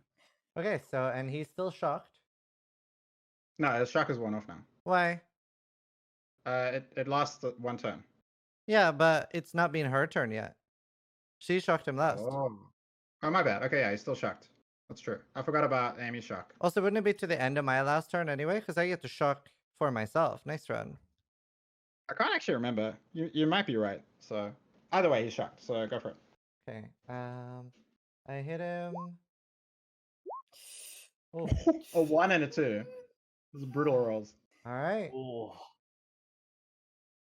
Yeah. Great. I heavy strike him for 37. Okay, you smash into him. He seems to absorb most of the blow by and it's fire damage, blocking your attack with the swords. Was that fire or physical? Sorry. Fire. Fire. Okay. Go Harold. Harold is down. Go Kaluna. Oh, and I life lead. Oh yeah, sure you do. Do you want to drink a flask? Also? Yes, actually. I can go up to full then. Okay, nice. Okay, Kaluna. Can I just ask, am I the maximum distance away so he will be able to get me? You don't know how fast he is. If he has a default speed, he cannot get to you. Okay. You are fast with him. You have very high speed, so you can run a bit further away if you want. It's fine. Can I be further away than that? I was just... Sorry. Yeah, you basically run off the screen, yeah. Flask on recharge energy shield, right? No. Okay. Not if you take you damage. You have to not take damage for a full round. Yeah, you have to not take damage. if you ascend into a cultist, then damage doesn't affect energy shield recharge anymore. So Oh. there's that. I can still move on my turn too, right? Yeah, you can. You're not engaged because Mathil left the zone, so you can move where you like. Can I move here, and is that outside of like normal move range? You're moving your speed of 6. So you're about 7 speed away from him. So it depends how fast he is. Yeah. Okay, sweet. So Ziggy cripples him. Perfect. Oh yeah, he's crippled. He's got -4 speed. Yeah. Okay, Kaluna, what are you doing? I don't like this little group. I don't Pelt him like from it at all. range. Spark him. I'll keep him slow. but I'm just looking behind me at the water that I can run over with my ring. You can. You can just run down the river and forget all of your problems, basically. Yep. Spark. Roll twice. True. No. First roll is you're gonna better. have to take the Stick with the first one. Sorry, Okay, you take your first roll of 8 for 78 points of lightning damage. Mathil gives a pretty severe grunt as he actually falls down to one knee as the lightning channels through him. Kill him. Kill him. Kill him. Hey, Capavian, it's your turn. Do I try and end this? Yes. Team? Did that shock him? Do I do it? Yeah. Is he still shocked then? He is still shocked. Nice. Yep. I look around to the crowd once again. What's the general consensus of the cheering crowd at the moment? You definitely swung a couple of people with your Blackguard sympathizer speech, so I would say about 3/4 are behind you. Nice. So I like that. That's good. End it. 2. Roll Oh, twice. the 2 is not. Roll twice. For the 2, you do 20 no, first damage with the bear trap. No. Roll twice. Roll twice. Oh, roll twice. Shocked. Oh, he's shocked. Oh, A 1 is definitely unlucky. Yeah. 2 and a 1. Nice roll. Are you bear trapping? Fire trap. Surely. Yeah. Still keeping him slowed at least. He gets tangled in the trap. This really sucks because if he wasn't slowed, he would run away now, and he has like pretty high speed, so he would get away. But because of the bear trap, he actually can't get away, so he's just gonna have to fight to the death, I'm afraid. It might be a really good or really bad thing for you guys. Oh. He can get there. He rushes over towards you, Capavian, bringing his blades to bear. He double strikes you twice with multi-strike. Yeah, please, no. I hold up my intimidating dagger to try and scare him off. He hits you for 76 points of physical damage twice. Okay. I think you're Let me down. just do a little bit of math for a second. I have 12.5 armor, minus which 10? rounds down to 12. Wait, what's minus 10? Multi-strike is minus 10 damage, I think. Yeah, I've already minus the 10 this time. Oh. So that is 64 points of damage twice, which is 128 damage. I have 99 points of total health, thus bringing my total health pool down to 0. All right. Yeah. Fabian crumples down to the ground as Mathil pants. His leg's still bleeding from the bear traps. It's Go, heavy Daniel. strike time. He's still shocked. So His shock is gone now. wait. Why? She just shocked him Until again. Amy's turn. Did I shock him? Yeah. I know she you shocked didn't last shock him time. on the last buck. Oh, I didn't. Oh. Wait, what? With 80? No, it was 78. It was just not enough to shock him. Oh. No, Ooh. no shock. Sorry, team. 1? Ooh. Shit. Kalani, you got this. You swing wildly with your axe, and he elegantly twists to the side as it completely misses him. Harold is down. But Kaluna. I've taken a full round No of not taking energy shield damage. I'm up to full ES. Okay, nice. Kaluna, it's your turn to go. No pressure. So is everyone else just unconscious? Yep. Me Harold and Harold. Capavian are down. You and Daniel are up. Daniel's up. God damn it. Shit, dang. You got this. You got this. Shock him. You can do it. Beat his ass. All right, dude. Beat his ass. Let's do this, team. 64 points of lightning. Is that a spark, sorry? Yeah. Yeah, that's a spark. Okay, you unleash bolts of electricity that go flowing into Mathel. How's he doing? Oh my god. He has 10 HP left. Okay. Fabian is down. It's Mathel time. Okay. Multi-strike, double strike on Daniel.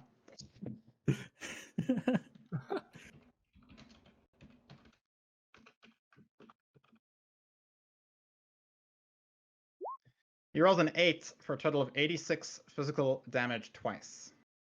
Oh. I think you're down. I'm done. Daniel crumbles to the ground. It is now Mathel versus Kaluna 1v1. Oh. So wait, does the person's threshold become lower the lower current HP they have? For bosses and stuff, yes. He's crippled for 2 But Mathel's turns. just an exile. He just follows the normal exile rules. Okay. But for bosses like Brutus, Dominus, stuff Right. like that, yeah. Okay, Kaluna.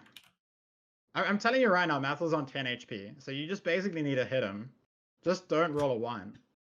Just don't roll Okay, a 1. I'm standing here.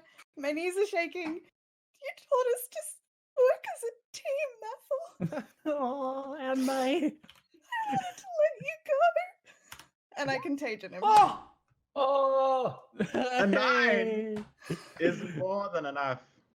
Question: do you want to disable Mathel or do you want to kill him? Kaluna. You won't stop coming, will you? You won't let us go. I kill him. He's like, he falls to his knees as the contagion, like, sickness wraps around him. He starts coughing blood.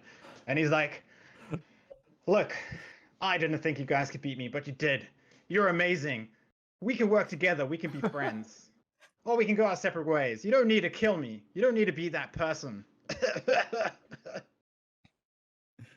She said Do kill. I believe it? Like, is he telling the truth? I don't know.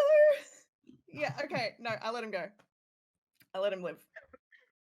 You sort of withdraw the contagion as he slowly rises to his feet.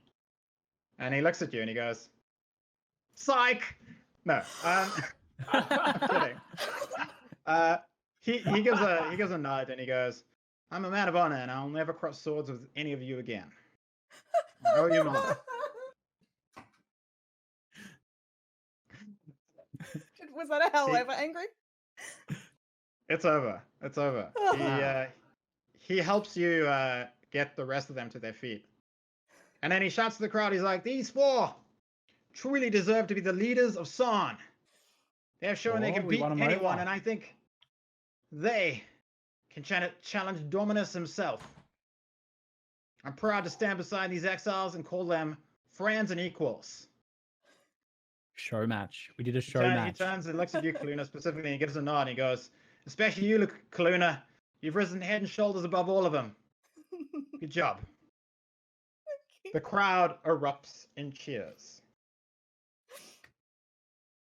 At that point, you hear a voice, a cold, chilling, but slightly seductive voice from the entrance of San, as you see Piety herself standing with a very large contingent of blackguards behind her.